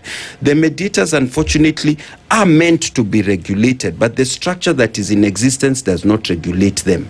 Because the Mediation Accreditation Committee, which is an organ of the judiciary, their main role is to accredit, and after accrediting, to give work. The process of providing complaints and so on has not yet been established effectively. Has it been raised? Yeah. Has it been raised as an issue? My members have been raising all manner of concerns about mediation. Right now, we are collating the information that they're sharing with us. They have already shared quite a bit over the last 10 days in social media and other platforms of lawyers. And when I tell you they are horror stories, they are horror stories. What are some of the issues that come out as a problem? Because if we understand that, because like, for example, some of the things that we see come out, people complain about lawyers negotiating without their information, and fees and things like that are gobbled up. What are some of the things that we hear on the side of mediators that would then pose the problem that you talk about concerning regulation? Yeah, so first of all, let me talk about lawyers. When there are complaints against lawyers, we have a body under the Attorney General's office. It's called the Advocates Complaints Commission. You go there, you lodge your complaint. We have a body called the Advocates Disciplinary Tribunal that deals with complaints against advocates, and they receive numerous complaints, they process them, and in fact one of the commitments I made is to ensure that this process is faster. This has not been happening in the case of mediation effectively. Why? Because the judiciary is not designed to be the professional regulator of any profession. You come up with professional regulatory arrangements outside the judiciary. The judiciary's role is to resolve disputes. So that is why there's a major gap. And what we have found is that we've actually done quite a bit of benchmarking with other countries. We found that all the significant countries, I'll give examples like Nigeria in Africa, there's always a strong involvement of the legal profession in the question of court-annexed mediation or regulation of court-annexed mediation. Globally, in countries like Singapore, France, Denmark, we've seen the same thing happening in several states in the United States, in China, Japan. So we've actually done benchmarking. And these are things that we are going to be proposing to the judiciary when we meet them very soon, because we want to find solutions. It's not just a blame game. We need to find solutions. And one of the solutions is there needs to be tighter regulation of these numerous bodies that have now sprouted up, all purporting to offer mediation. They go with a certificate saying we've trained for 40 hours. There's nobody to verify, because there's nobody from the regulator to attend that training of that institution. You can't even compare what is being done there with what Commission of University Education does with the universities, or TVET Authority does with TVET institutions. It's a very kind of like Wild West in the question of mediation training. They come with a certificate. Nobody was there to confirm that they've done the job. Nobody went. Just a moment, let me finish. Nobody went to verify that this particular institution is training in this particular place and so on. One of the issues that has happened is I have actually been told by one of the very established mediators himself. He's talked to me personally. He's told me, Kanjama, we have a problem in mediation. And he leads a very respected mediation institution. Very respected. That was there from the beginning. Before Fanyamambo was trained, they were there training. He told me, Kanjama, we have a problem in mediation. He's the one who told me that just last month, there's an institution I can't mention on radio because they are not here, that was training 1,000 mediators. One tutor's training 300. He told me, Kanjama, you are right. LSK is right. There's a problem. I've received this information from very expert mediators, lawyers and non-lawyers, who are telling me there's a problem. It's good what the Law Society of Kenya is doing. It is high time we deal with the issue. So we can't afford to window dress the problem. We have to confront it and resolve it. That's what LSK wants to do. The question then, Fanyamambo, you've mentioned about the ADR bill that is in Parliament, and for some weird reason is not moving. One would also ask LSK, knowing very well that this bill is there and seeks to bring forth the regulations and the sanity that you seek. I'll tell you what happens to that bill. How are you pushing that as well? As LSK, and then you'll respond to that. So for us, at least my council has come into office in the last 1 month, and we are taking a very kind of like systematic approach to deal with the space of mediation and also arbitration and other dispute resolution. We are engaging stakeholders in the ADR space. We've already engaged a number of them. We are engaging the judiciary. We are collecting data. We are doing fresh review to look at the philosophy and architecture of the bill so that it can be improved and made fit for purpose, and that it can take into account the gaps that have been there in the practice of mediation, because we are talking about court annexed mediation right now, including the need to re-emphasize the primacy of Article 50 of the Constitution and the fact that alternative dispute resolution does not mean dispute resolution contrary to the law. The law still remains a foundation of dispute resolution because it's a foundation of our legal rights and relationships. That's what we are trying to do. So we are basically saying that we'll have a solution. Kenyans need not worry, we'll have a solution. LSK is a very responsible interlocutor in the matter. We're also going to engage a few other professional bodies that have a lot of interest, for example, in arbitration, like the Architecture Association of Kenya, the architects, the engineers, etc. So we are going to come up with a solution. But we are saying that as we do so, we need to adopt the professional discipline that works in all the areas of provision of services of a high standard that impact on lives and welfare of Kenyans. Fanyamambo, what's up with the bill? That's what I actually wanted to explain to you here. In 2022, this bill was doing very well. In fact, we thought it was going to pass. And he knows because he was a member of the Law Society of Kenya. And if he was not the president, he was a member. Hao ndio walikuwa kwanza kuipinga. And the reason they fought it that time, there was a provision in that bill that specifically said that before any matter is filed in court, it has to first go through ADR, and then if it fails ADR, it goes to court. The advocates did not want that particular clause. So it was thrown out specifically because of that clause. And then it's not had, there's no member of parliament who found it as a necessary bill to push it all the way. So the key issue, that was mainly, it was actually the Law Society of Kenya that they said, apana, you cannot have a law that allows us to, must go through mediation. We just want to go to court direct. Because that's where they thrive in keeping you there for 3.5 years. Who thrives? By the way, the advocates, I can tell you, again, the Chief Justice speaks about it. The target is 60 days within which we are supposed to resolve mediation disputes. She says the average of dispute resolution in mediation is 74 days. The average of dispute resolution in their court process is 3.5 years. If you're a Kenyan, where would you go to? Would you rather resolve your dispute in 3.5 years or within 74 days? And these are numbers. I love the fact that they come from the Chief Justice herself, because this information she's fed with from her own courts. And her courts are telling her mediation is a success story. Why do you have fewer registries? Open up more. As we speak, the judiciary is actually trying to roll up more registries.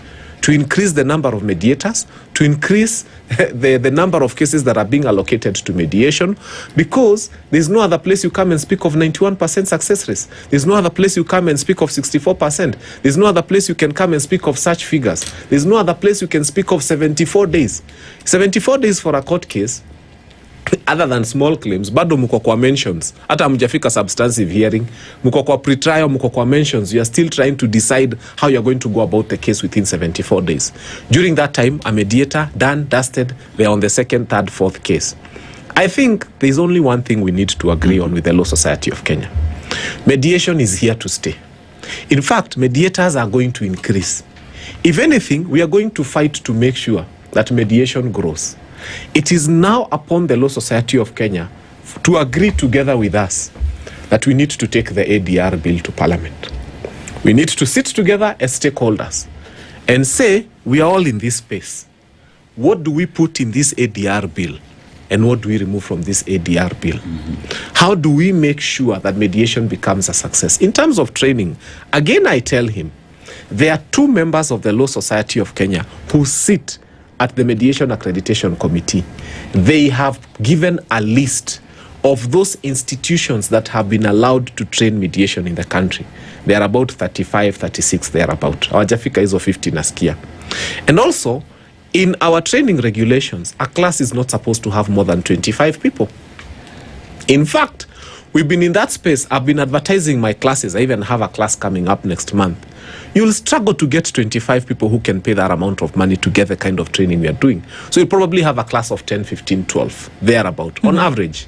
So when I hear somebody has 1,000 people and they're teaching them mediation, even you are shocked. It is too ambitious. It is too ambitious. Yeah. So all I would like to say is, let me tell you, President, we are together in this ship, and we have to find a way to make sure that it works. Well, I think that's the word. I need to answer. It's very important. I hear what you're saying, it's very important. We can regulate, Mr. President. We need to regulate the time here as well. Okay, so I can give you 10 seconds to do that.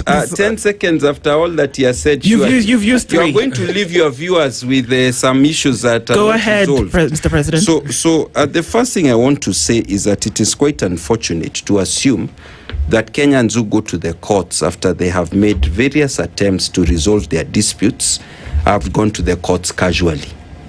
That they have gone to the courts because they don't realize it is a last option.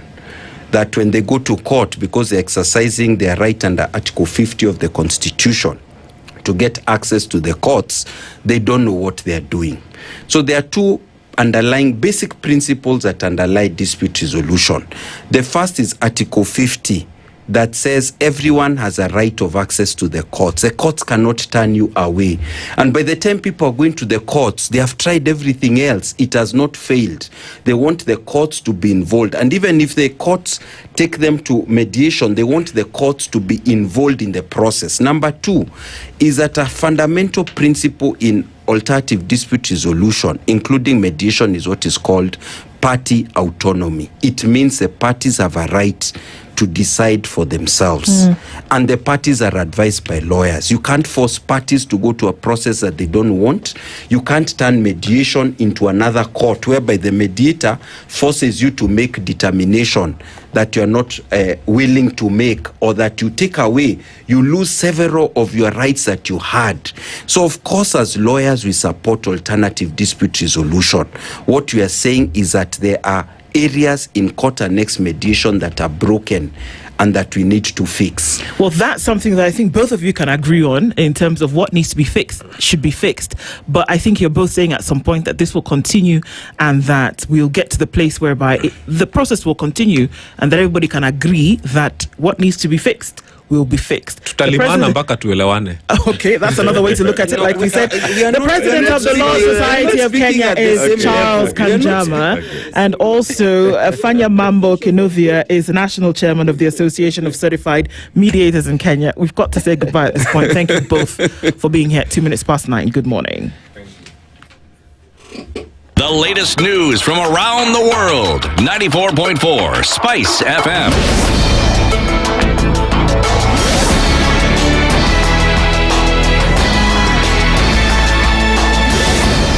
Good morning. This is I'm Leah Obaga. Insecurity continues to rise in Kitui town, where 3 women have been found murdered under unclear circumstances.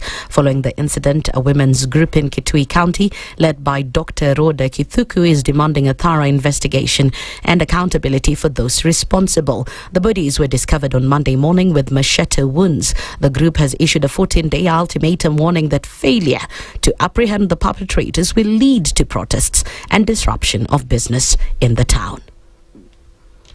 3 women, power. Voice of the voiceless. Voice of the voiceless. No more killings. No more killings. No more femicide. No more GBV. No more GBV. Kwa muda wa wiki mbili tumekuwa na mauaji ya wanawake hapa Kitui ambayo imelete utata. Sawa, kama sisi wanawake wa Kitui tukaamua tuandamane, tuje kwa ofisi ya county commissioner wetu, tulete malalamishi yetu na pia tumpatie siku 14 atupe response ya hizi mauaji kumeendaje, na baada ya mauaji wamefanya uchunguzi. The group has condemned the killings as extreme, stating that they amount to humiliation of women. Na pia serikali kuu tunaiomba, manake hawa askari wetu hawana resources, wa make sure kuna resources enough ya hawa serikali kuwa na quick response ya mambo kama haya. Manake utaricha askari na wakwambia hawana gari yao imeharibika, mara hawana mafuta. Hiyo ni kazi ya serikali kuu. Kwa hivyo tunamuomba Bwana Rais uhakikishe kila station iko na resources ya kutosha. Ama aje kina mama? Kabisa. Voice of the voiceless. Voice of the voiceless. Women, power. Journalists in Homa Bay County are calling on the government to safeguard their rights before and after the upcoming general elections. Speaking in Homa Bay, they urged authorities to provide a safe and free working environment, allowing them to carry out their duties without threats or interference. Deputy Chairman of the Homa Bay County Press Club, Zedekia Oma, also appealed to the government and relevant stakeholders to support measures aimed at preventing violence and intimidation against journalists. Nataka niseme kwamba kama taifa hatujatimiza yale ambayo yanatakikana ili tuhakikishe kuwa kuna uhuru wa vyombo vya habari. Unapata kwamba kuna vyombo vya habari fulani wakitaka kupeperusha habari fulani, unapata wanapokonywa leseni, waandishi wao wanatishiwa maisha, na ile ni jambo ambalo linadunisha taifa letu la Kenya. Kitu ambayo ningependa niombe ni kwamba zile taasisi ambayo yanapigania uhuru wa vyombo vya habari, ambazo zinapigania haki za waandishi wa habari, zinafaa zitekeleze kazi zao jinsi ambavyo imewekwa katika katiba. Trans Nzoia Governor George Natembeya has urged allies of President William Ruto to stop attacking retired President Uhuru Kenyatta and instead focus on their own political agenda. Speaking during a Ministry of Agriculture meeting at the county headquarters, Natembeya said blame politics and constant criticism of the former president do not benefit the public. He emphasized the need for leaders to prioritize development and the delivery of essential services.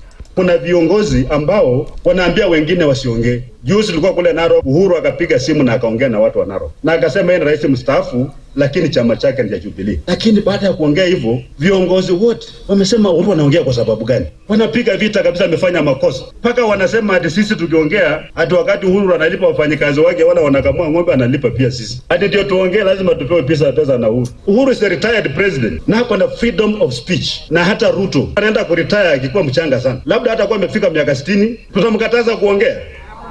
Tutaambia Ruto maana mwaka kesho ataanguka kura, lakini 2032 kama anapigana na Natembeya, mimi nitakubali aongee, atafute kura kabisa. Natembeya also criticized National Assembly Speaker Moses Wetangula over his remarks on Kenyatta, urging him to concentrate on issues affecting citizens rather than engaging in divisive politics.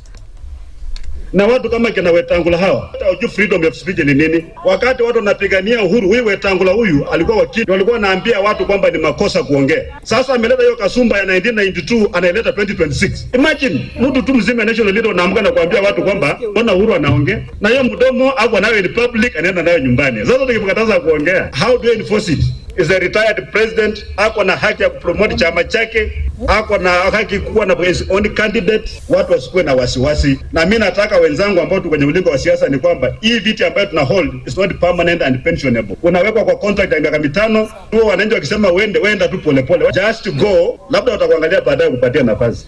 That's the news wire. I'm Lea Obaga.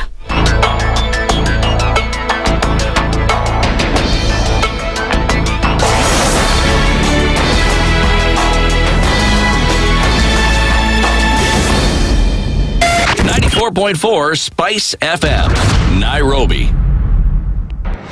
The following takes place from 6 a.m. to 10 a.m. every weekday on Spice FM.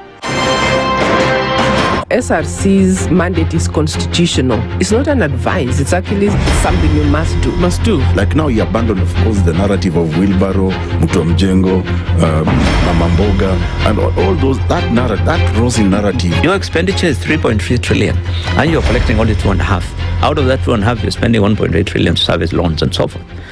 That the CDF kit, it's in itself a symptom of corruption. This is the Situation Room.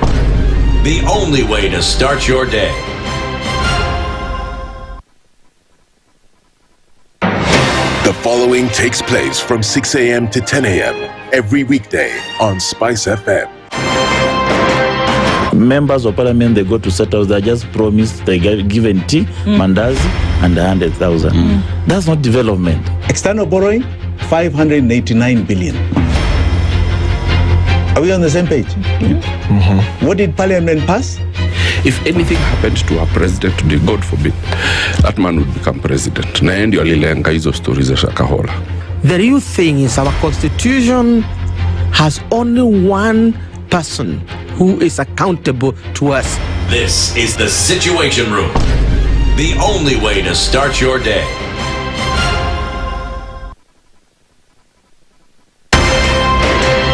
One of the things that are ailing our country is negative ethnicity. You find you as a state officer, instead of thinking as a Kenyan, you think like a tribal person. Let me tell you something. The biggest problem we have had in this country is a leadership deficit. There is nothing that you are going to do in the process of change if you are not a risk taker. So you really have to pursue your vision to a logical conclusion and even be ready to step on people's toes. When it comes to the economy, you can run away with it. They say statistics are like bikinis. They reveal a lot, but they conceal the vitals. And so government people would throw statistics at you and tell you they're revealing a lot of information to you, but it's really concealing the real vitals. We need to get out of that, because when we want to grow our democracy, one basic thing that really requires to be understood by the political class, by all of us, is institutions are critical. This is the Situation Room. The only way to start your day.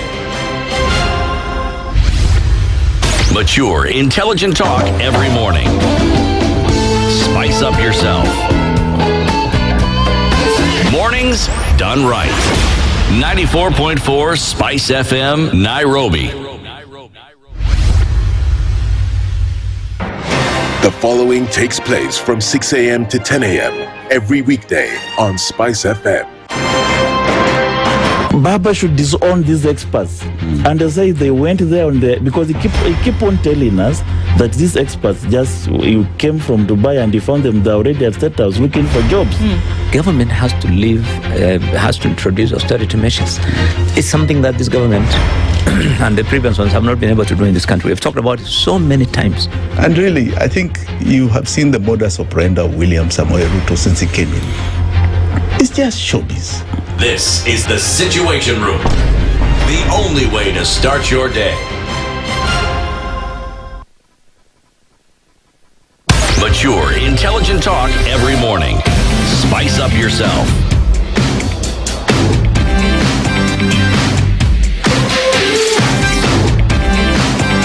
Mornings done right.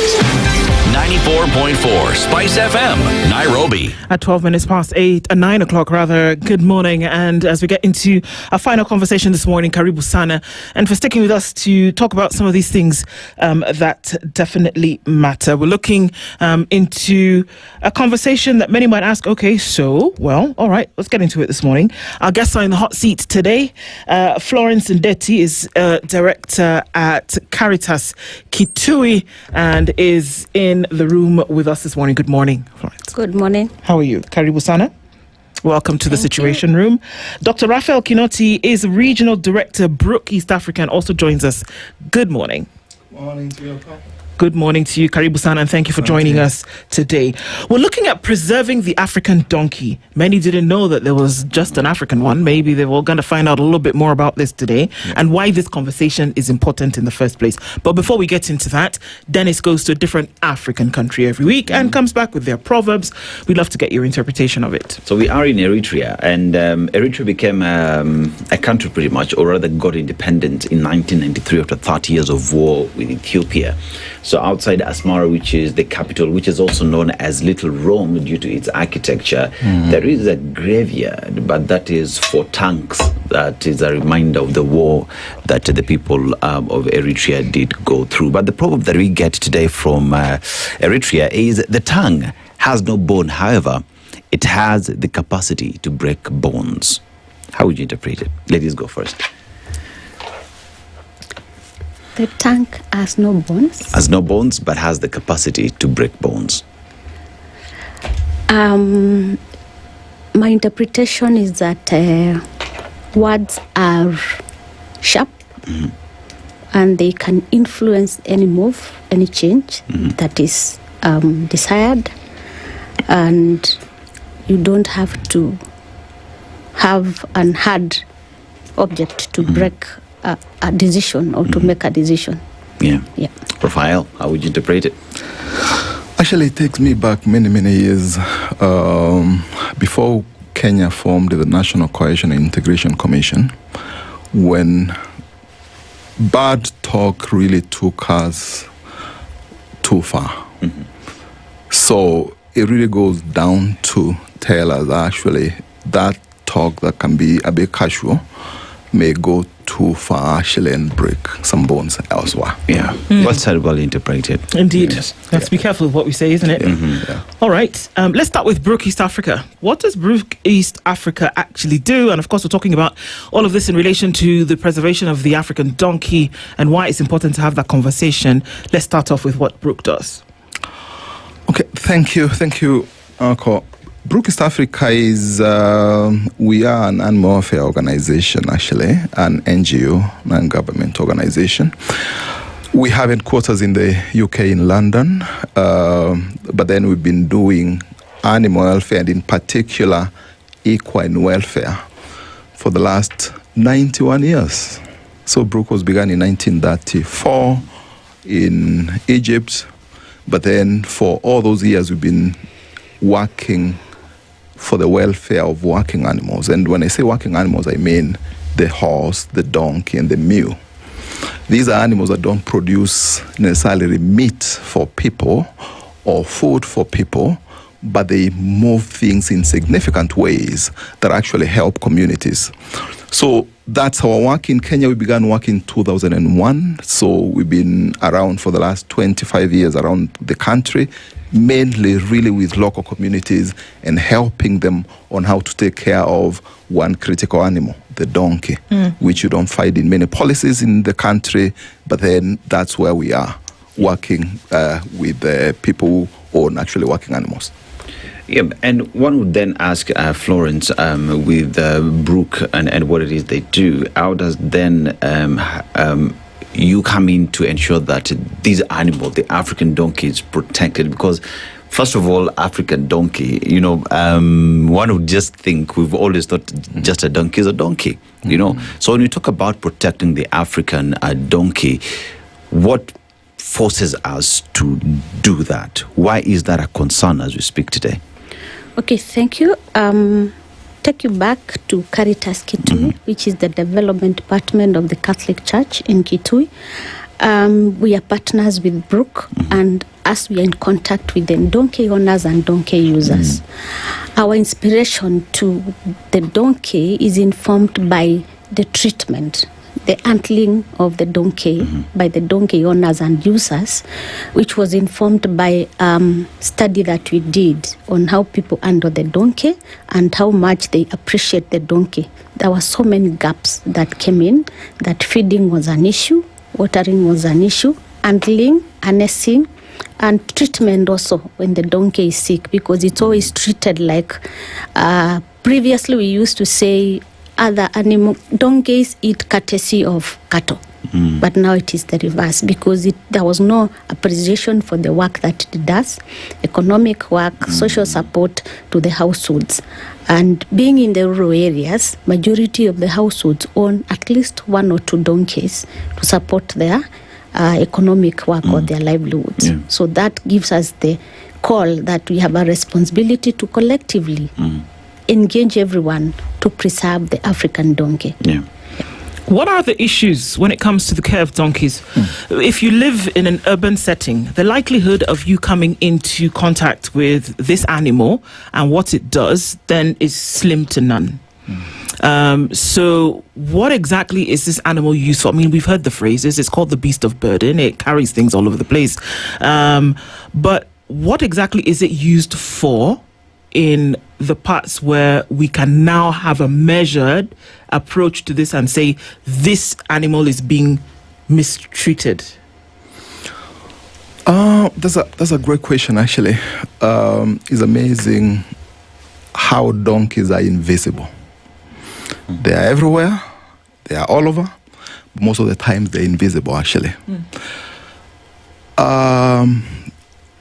I'll give you some figures, probably that will help you get this clearly.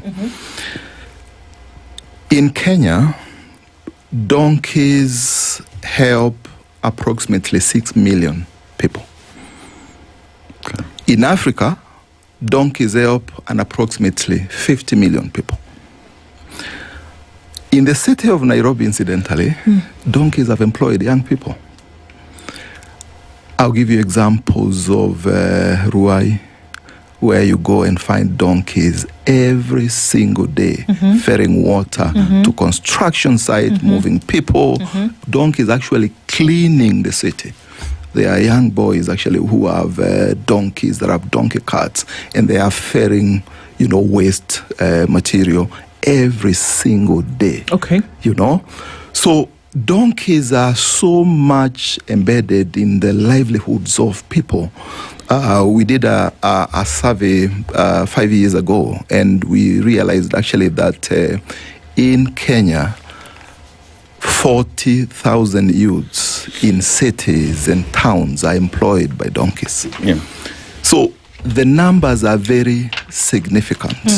And that's why we're saying this animal is so critical to the livelihoods of people. The estimates are actually that one donkey is taking care of between 3 to 5 people. One donkey, because then people keep donkeys for work. And every day they're waking up and going to do work. So you can imagine if you eliminated every single donkey in Kenya, then 6 million people would be in serious problems, actually in surviving on a daily basis. So you've painted a picture of why Kenyans should take care of donkeys, right? But then again, there is also the aspect of over time.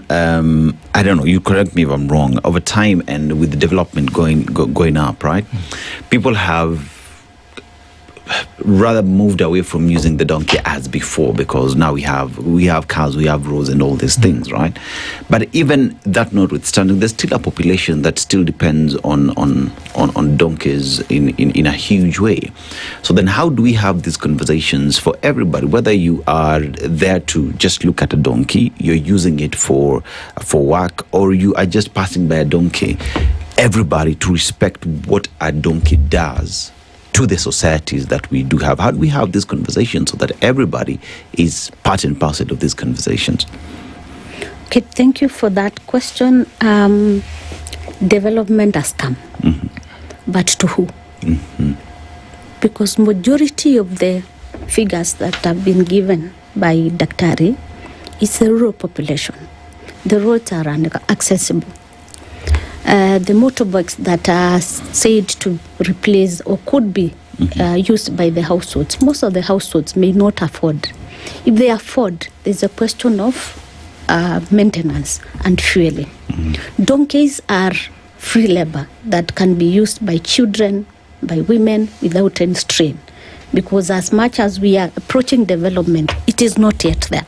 So for now, the donkey is as valuable as most women would refer them in Kitui, that they are second husbands. Based on the research that Daktari has talked about, it gave us a figure that a donkey within a household, a single donkey, cumulatively can earn an household around 11,000. How many people are able to work and earn 11,000 in a month? Okay. It's near impossible. What are these animals doing? What services essentially are they providing for these families? Basic services are transportation of water, especially from our region in Kitui. And by the way, Kitui, we have 10% of the donkeys that Daktari has talked about. Transportation of water, transportation of sick people in areas which are not accessible, transportation of farm produce from the farm to the households, from the household to the market, and the reverse, from the market to the households where it is necessary. The donkeys also serve the other livestock in the house by providing water. They fetch the water they bring, so it is given to the other livestock. We also have in other areas within the country where they are used for transportation, especially the pastoralists. They move with their luggage from one point to the other. So the donkeys are means of transport. We've seen in other areas where in peri-urban centers, they are being used by the youth for economic empowerment in construction, movement of construction materials, movement of goods from one point, like Mwea, movement of rice from the farms to the market. So that is basically the broader work. But there is a silent work that is never mentioned in most, and it is not documented. In our area where we come from, for example, it's the season of pigeon pea, Bahazi. Yeah. Do you know the waste of donkey has historically been used? You collect the waste, you burn it within the plant at the farm, and there are no insects. That is not documented anywhere. It has been there historically, and without the donkey, the poor person who cannot afford the pesticides from the shops or from the agrovets survives with that. So without the donkey, then it means this farmer is in a problem. Again, even with the agrovets, we have counterfeit, where you buy, you spray, and nothing changes. But the donkey waste has been confirmed as a cushion to that need. So we need to continue working and preserving the donkey. But when development comes, we cannot resist. Let it come, we'll transition. That is my basic approach. Yet, Daktari, with the importance of donkeys and those who own donkeys, then there is the other side of things where owners of donkeys have been seen not to be taking care of these animals, despite the fact that they give them 11,000 shillings a month of all the work that they are doing, pesticides that you're now getting into our farms.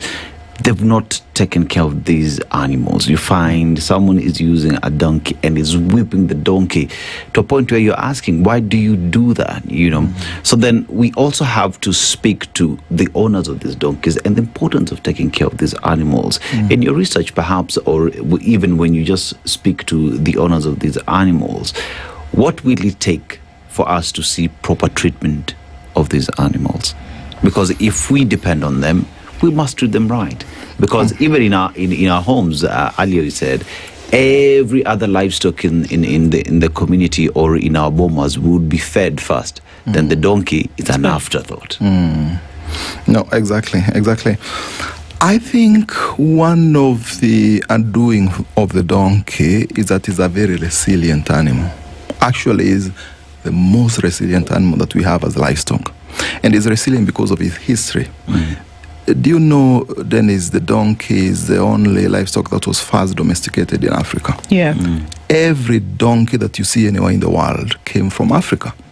in the world. There's significant numbers of donkeys, whether they're in Asia or the Americas or wherever, but they all came from here. So the donkey is made for Africa. Resilient, tough, everything around it, from its morphology, from the ears to the sound it produces, to the limbs, to the color, to everything. The donkey is for Africa. Very resilient. And so you mistreat it, you don't see the negative impact. It still keeps going. And that is what really keeps cheating people. Actually, this animal, whatever thing I want to do to it, I can still do to it, and it still keeps going and keeps going. But we've seen donkeys actually succumb to the heavy loads, the heavy burdens. We've gone to Moya, for example, and found, a cart full of rice, 16 bags of rice. You can imagine how 16 90 kg bags of rice, and 2 donkeys are pulling that. They won't pull that for long. Donkeys can live for over 20 years, but on average you find donkeys in places like Moya won't live beyond 10 years. Okay. Because then of the mistreatment, the hard work that they have had to go through, all this. And actually, that's why we go out to the communities and tell them this animal feels pain, is a sentient being. If you hit it, it can feel pain. If you push it hard, it can get tired. Much as is a very resilient animal, but then all these battering and things can actually reduce his life, cut down his life, cut down his productivity and all these. And so what we say to communities is that actually, mtunze punda akutunze. You take care of the donkey, it takes care of you. Okay. Actually, I found in Tanzania, there is a saying that punda afe mzigo ufike. There's a common saying out there. But actually, Tanzanians have discovered actually is punda afe uwe punda we mwenyewe. Do you find that societies where there's almost a total reliance on this animal then take care of them better? I'm going to use the Lamu example.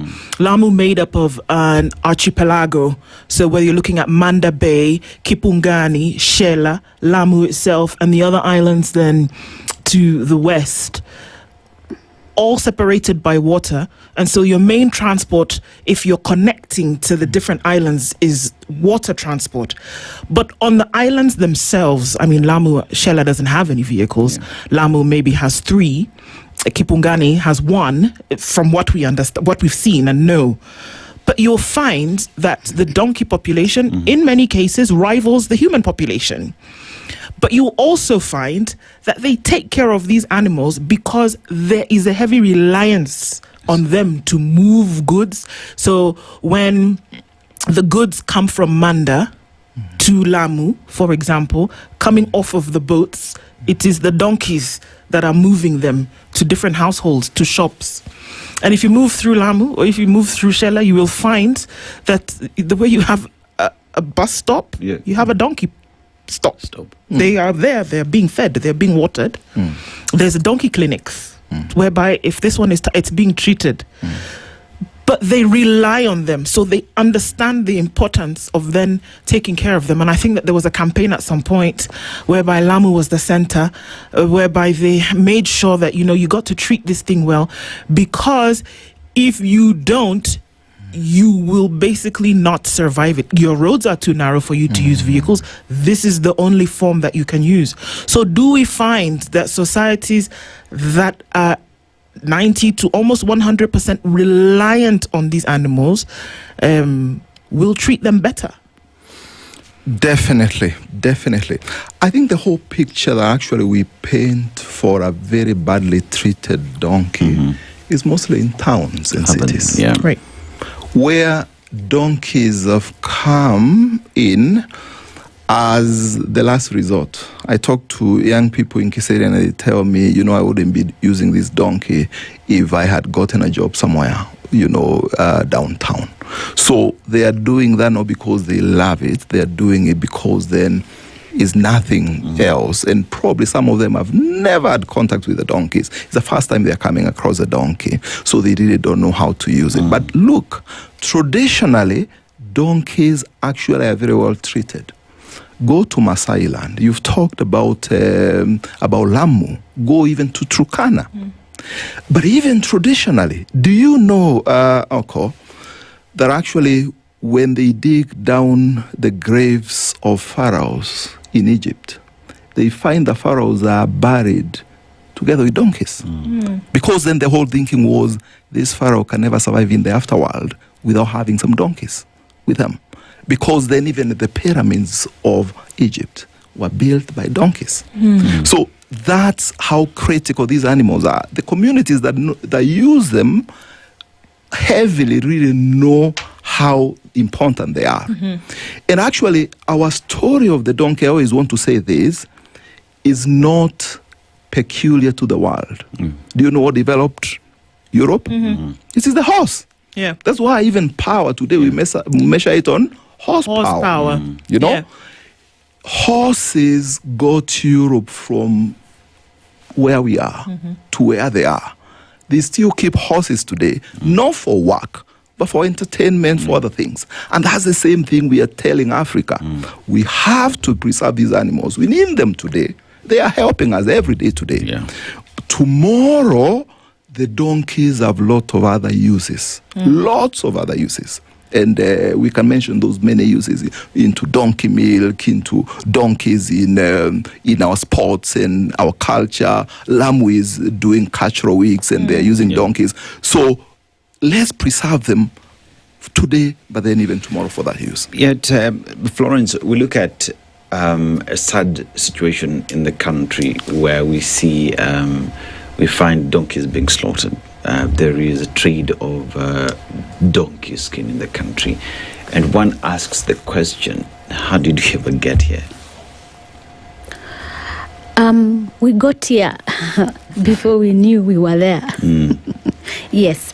With the hide trade, maybe before 2017. 2017 is when we became to realize, yes, this is happening.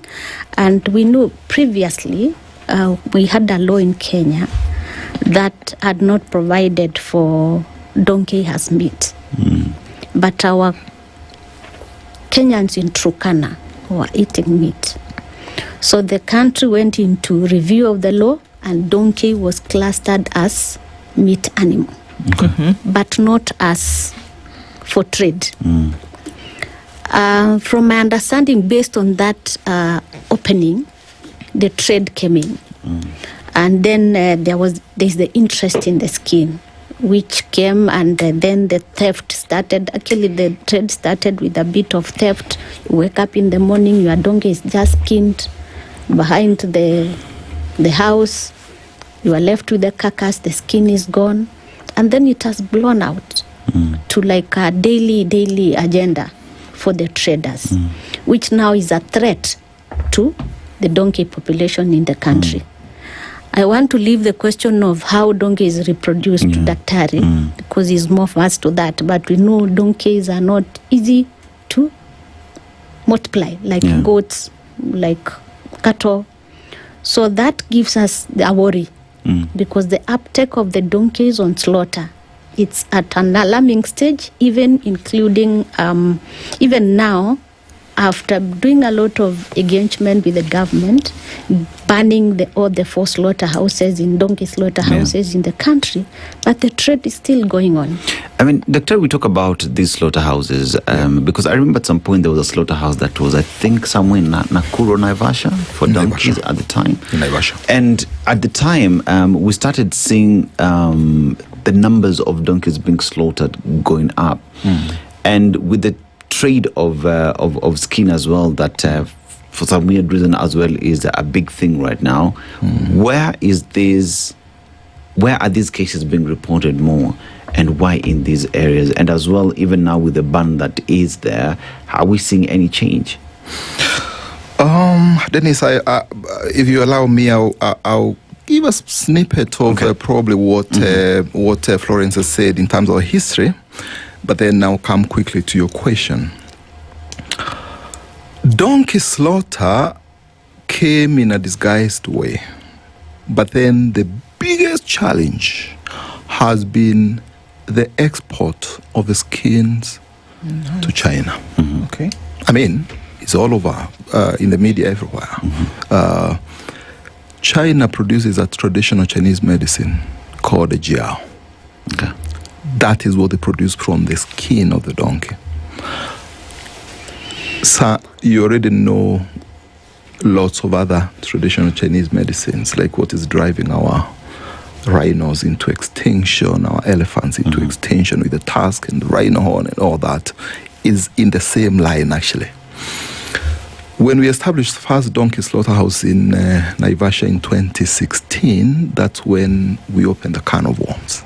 Because then the young people, sorry that we have this big group of young people who don't have job, they began seeing a very easy way of actually, you just go steal someone's donkey, slaughter it in the bush, get the skin, smuggle it into some trader, you know, who will actually be able to get the skin out there. A jiao out there is very costly, and it's been a traditional Chinese medicine for many, many years. But as time went on, you know, the economy of China has been growing, so more people can afford it. And so then the demand has gone higher. China has had 11 million donkeys by 1996. Today, their numbers of donkeys have gone below 2 million. So now they have to seek for skins from Africa and elsewhere. And that is what is driving the stealing and the slaughter of donkeys in the bushes. That is where the biggest challenge is. And it's a big, big crisis. I wish the government never opened for this, because then countries in Africa where this trade has never been opened are doing a little bit more better than for us who opened it. Much as we've closed it, still money changes hands and we find skins getting smuggled and going out of the country. But the biggest problem is this: we don't have the numbers. We don't have the numbers. 2009, the census put the numbers of donkeys in Kenya at 1.8 million. In 2019, it put the numbers as at 1.1 million. What has happened? We've lost in 10 years 44% of our species population. So then Calro produced a report in 2019 and told us, if you continue slaughtering these donkeys, by between 2024 and 2025, you'll be slaughtering your last donkey. That's when the government really needed a knee-jerk reaction and closed the slaughterhouses. But the problem we have as of now is the illegal smuggling of this. And what we are saying is that actually the port of Mombasa, we really have to be very, very careful. We are exporting donkey skins, probably declaring them as goat skins, of cattle skins, but then we are losing donkeys, we are losing livelihoods for our people. Is a huge loss for the country, is a zero-sum game for the country in terms of actually our animals going out there and the country getting almost nothing. So in order for something to leave the country, somebody's got to oversee that process. If they're leaving, because I think what we've established here is that what you said, Florence, is that people are not slaughtering donkeys necessarily for the meat. There's no ban on ingesting donkey meat in the country. I mean, but just not for trade, is what we are saying. But we don't find that people's appetite really is for this meat, right? So the interest here is in the skins and hides that Dr. Kinoti talks about that leave the country. But somebody is overseeing that process. Somebody is allowing them to leave. And one would imagine that the folks who keep up the standards know very well if this is a goat hide or if it's a donkey hide. But somebody is allowing that to happen. Where is the relationship between this regulation and government operations such as trade and immigration that allows things to move? Is there an understanding between, okay, so we're the last port of call literally for things to leave the country, and the understanding that this animal, which is a direct source of income, its economic driver, could actually be leaving the country? You see what I'm saying? Is there an agreement even at these ports to say, okay guys, we need to be on the alert because we know that these hides and skins are leaving the country? Or is it just, okay, any other day, whatever is passing, let it pass? I want to maybe contribute to that, referencing a case we had last month in Kitui. We had the Mount Agency arrested a container ferrying donkey skin at Kanyonyo, 3721 pieces. 3,721 pieces. Yes, so are we essentially saying that is 3,721 donkeys? Yes. Dead. Last month? Dead. Okay. And when the Mount Agency, they arrest, they hand over to the nearest police station. And the case went to court. And the way things went, we even understand the procedure up to now. Because we were given a hearing in the following week, but on a Friday, this guy went to court. They were told the two issues which were raised, movement without, the guys didn't have a single document. Actually, they produced documents from Uganda, Mogotio and other places.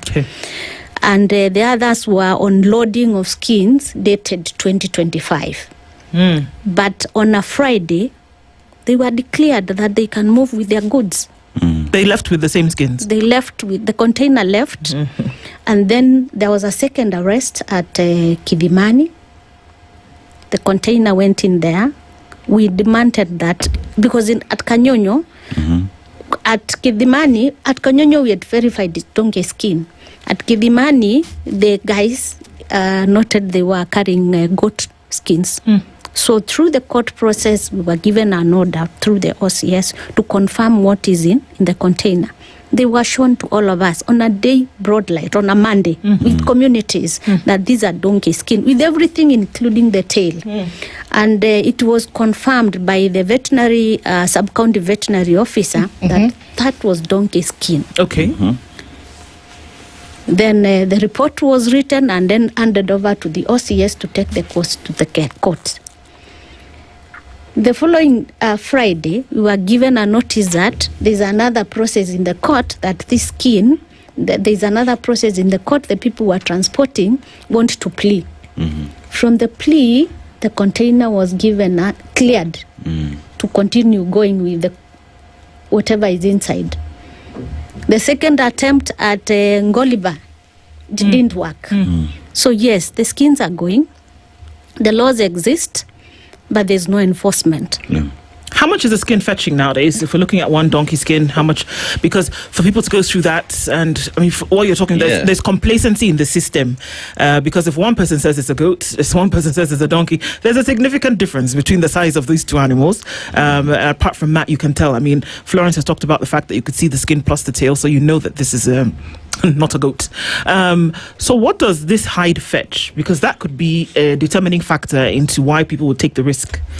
And that is where the biggest problem is.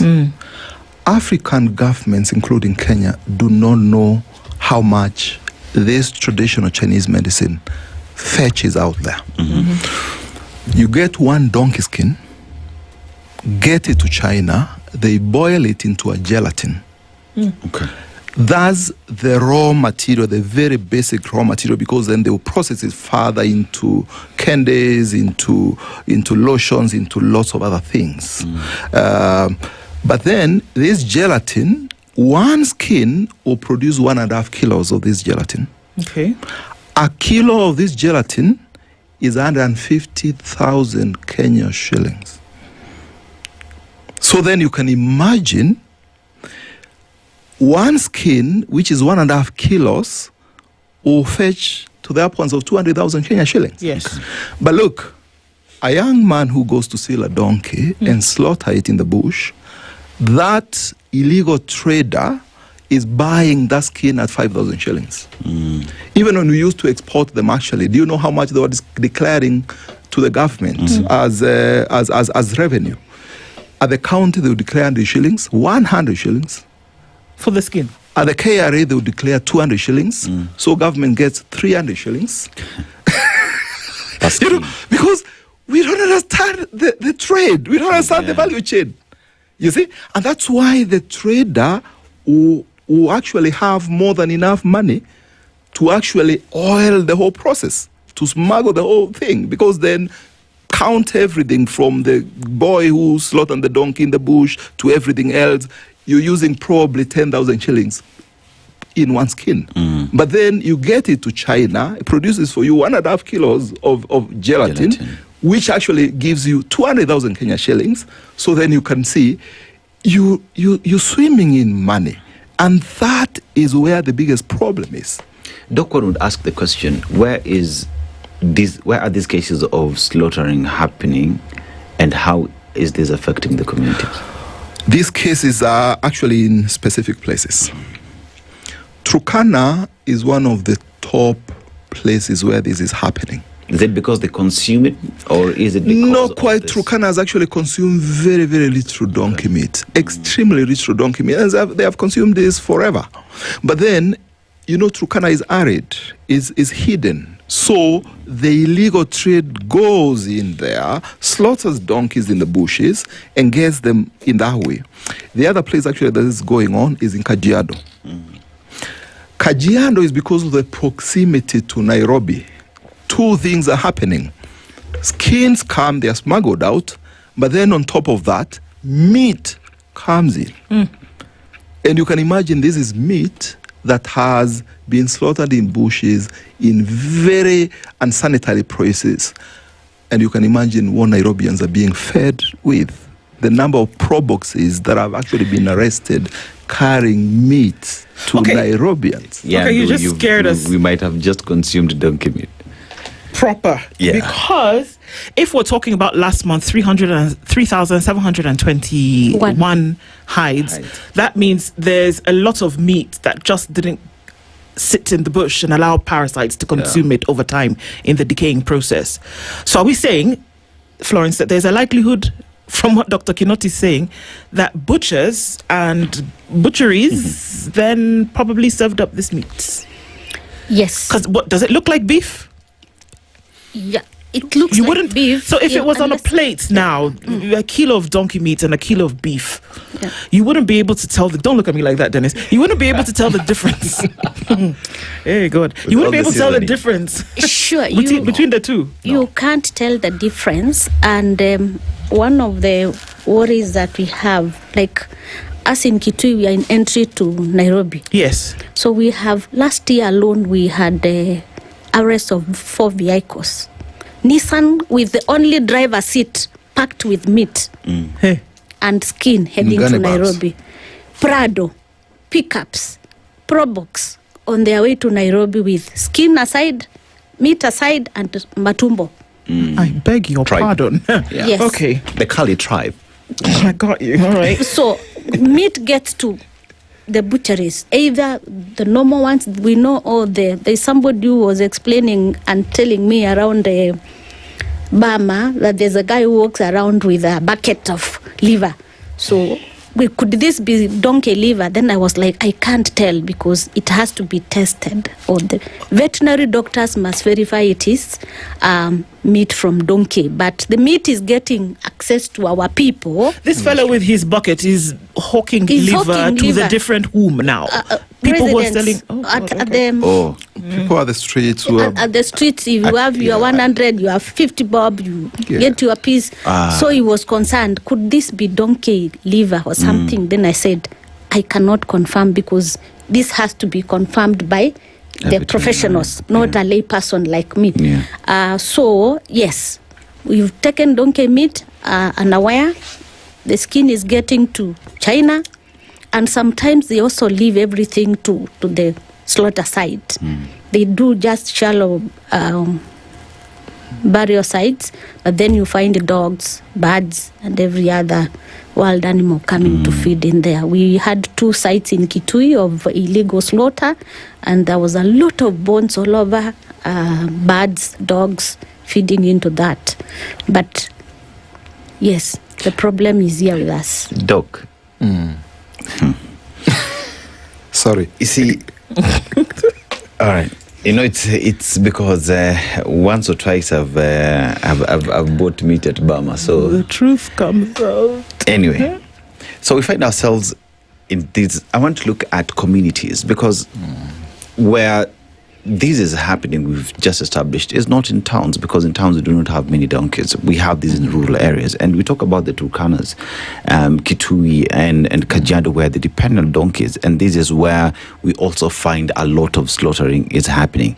In these communities who do not have these roads that depend on these donkeys to go about their businesses, how does it look like for them after the source of their livelihood, that which they depend on to get goods from one point to the other for construction in these spaces? If we're seeing the numbers of donkeys and the numbers we're seeing being taken out, what does it mean to the locals in terms of continuance of their lives in normalcy?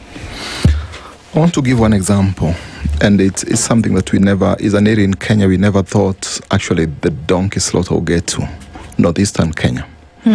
Because then they are very, very strict on slaughter of animals and halal meat and halal food and things. But look, what is happening actually in Mandera, in Wajir, in Garissa, donkeys are being smuggled from those counties. And they are moving through, and I would want the people from that area actually to check on their roads. They'll get a lorry, a pickup of donkeys being ferried, stolen from those places and ferried along that road. And these are the donkeys that come and they are slaughtered in Kitui, in Machakos. And the meat come and find people from Garissa in Nairobi. And they're the ones who are sold that meat as halal meat. Can you imagine? So communities back in those places actually need to rise up and say no to the trade. If anybody is carrying 10 donkeys in a pickup, where are they taking them? Where are they taking them? But then is you've asked a very critical question. In Garissa, for example, the donkey is an animal for the woman. Why? Water is scarce. You find one woman actually driving 10 donkeys, each of them with 4 jerrycans of water, 20-liter jerrycans of water, and she tells you that actually I woke up at 3 a.m. with these 10 donkeys to go look for water, and now I'm coming back. Imagine that woman not having those donkeys. A woman will carry 1 20-liter jerrycan of water, for hours on her back. A donkey will carry 4 and the woman will walk free. So then you can imagine the loss here. Nairobians being fed with very bad meat. Donkey meat has a potential of carrying 16 diseases. This is what we're talking about. So actually, we're talking of a time bomb in Nairobi, where a donkey that is down with anthrax or a donkey that is down with equine flu comes over, and we all have this disease that looks like coronavirus. So because of the fact that this animal is not a food animal, primarily, that the care that would be, obviously, the care that would be given to a food animal like cow, sheep, goat, chicken, pig is not done to the donkey. So the possibility of infection, or rather, it's prone to some of these diseases. They can live with them. They can live with them, but then they are not for human consumption. No, that's true. Okay. That's true.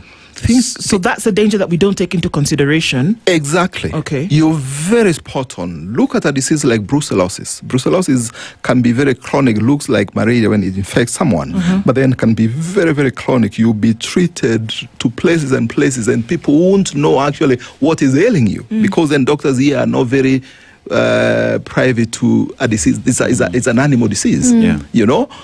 Nairobians come consume that meat, and they come down with these diseases, and then it's a big problem. And because then donkeys, as you said, Okoh, they are never vaccinated. They are never actually in the policies of even county governments. When we have these massive sheep and goats vaccinations, cattle vaccinations, donkeys are always left out.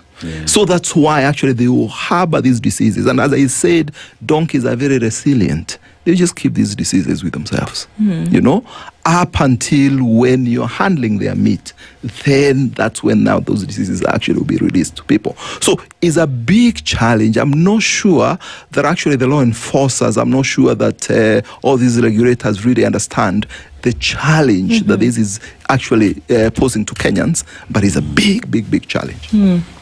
Florence, even as looking at this conversation now, of course, there are communities that are caring for their animals because they understand, what it does for them economically. But if you look at the wider global picture here, can communities and the care that they have for their animals translate to that global where we're saying, keep them, watch over them, make sure that they're cared for, and find a way to then disallow the theft of them? Because obviously these are the practices that we are seeing, whether it's, cross-border trade, which is illegal, and or consumption of their meat, which is harmful. Are communities involved in that process, or are we saying care for your animals as communities and leave the rest to whomever? Yes, communities have been involved, and it's at different levels because it depends on the level of awareness and the understanding. Like in a Kenyan context, our Kenyans, community donkey owners and users have really voiced their agenda on the donkey, and that is what actually informed the Gazette banning of donkey slaughterhouses in Kenya. It was a community process. But the other thing that is weak is that we have very weak laws where once you currently in Kenya, I reference Kenya, once you have an issue like movement of donkeys, the laws are very lenient. You have a fine of 2,000, 3,000, which is very affordable at our level. But based on that and the work that we've done together with Brooke and other partners, we've seen a move by the Directorate of Veterinary Services to develop stringent laws that can help us address these challenges. In Kitui, we've attempted to rescue donkeys on transit by people who don't know where. They know where they are taking them, but they have no documentation. They cannot disclose where they have taken them from. Like now we have 64 that are being held by communities. We distributed them to communities as the court case goes on through the court process. And we also have others, about 40, that we've been given in custody to take care of them again as rescued donkeys. And communities are also coming to request, can we have donkeys from you people? Because we lost our donkeys and we cannot afford to buy them. So this has given us a momentum on how the communities are organizing and demanding that this process of donkey care and protection, it's a community process, but it must be backed up by the law. Absolutely. So that if I'm found with a stolen donkey, the law is very stringent. I'm fined properly beyond the 200 that Kinoti has talked about, what the skin can hand from the other side, so that we control and preserve. Of course. But unfortunately, we have just bills. From 2025, the animal health bill is still on its pending formation process. The animal welfare and protection bill is also on its formation stages, and also the livestock bill. If we have these ones passed in this country, they'll give momentum to the protection and preservation of the donkey. And for them to become law, absolutely. And of course, we're seeing that people are saying, watu wa muturana, sambusa. You better be careful what it is that you're looking into. We're talking about some serious matters here that they can actually become law. Florence Ndeti is the Director, Caritas Kitui, and Dr. Raphael Kinoti, Regional Director, Brooke East Africa. These are important issues. Thank you for being here to highlight them when we continue pushing on this agenda. Thank you so much. Thank you for everybody who tuned into the Situation Room this morning to discuss these issues necessary for us to do. Ndu and Dennis saying, have a wonderful day. We'll talk again tomorrow. Good morning. 10:01. The latest news from around the world. 94.4 Spice FM.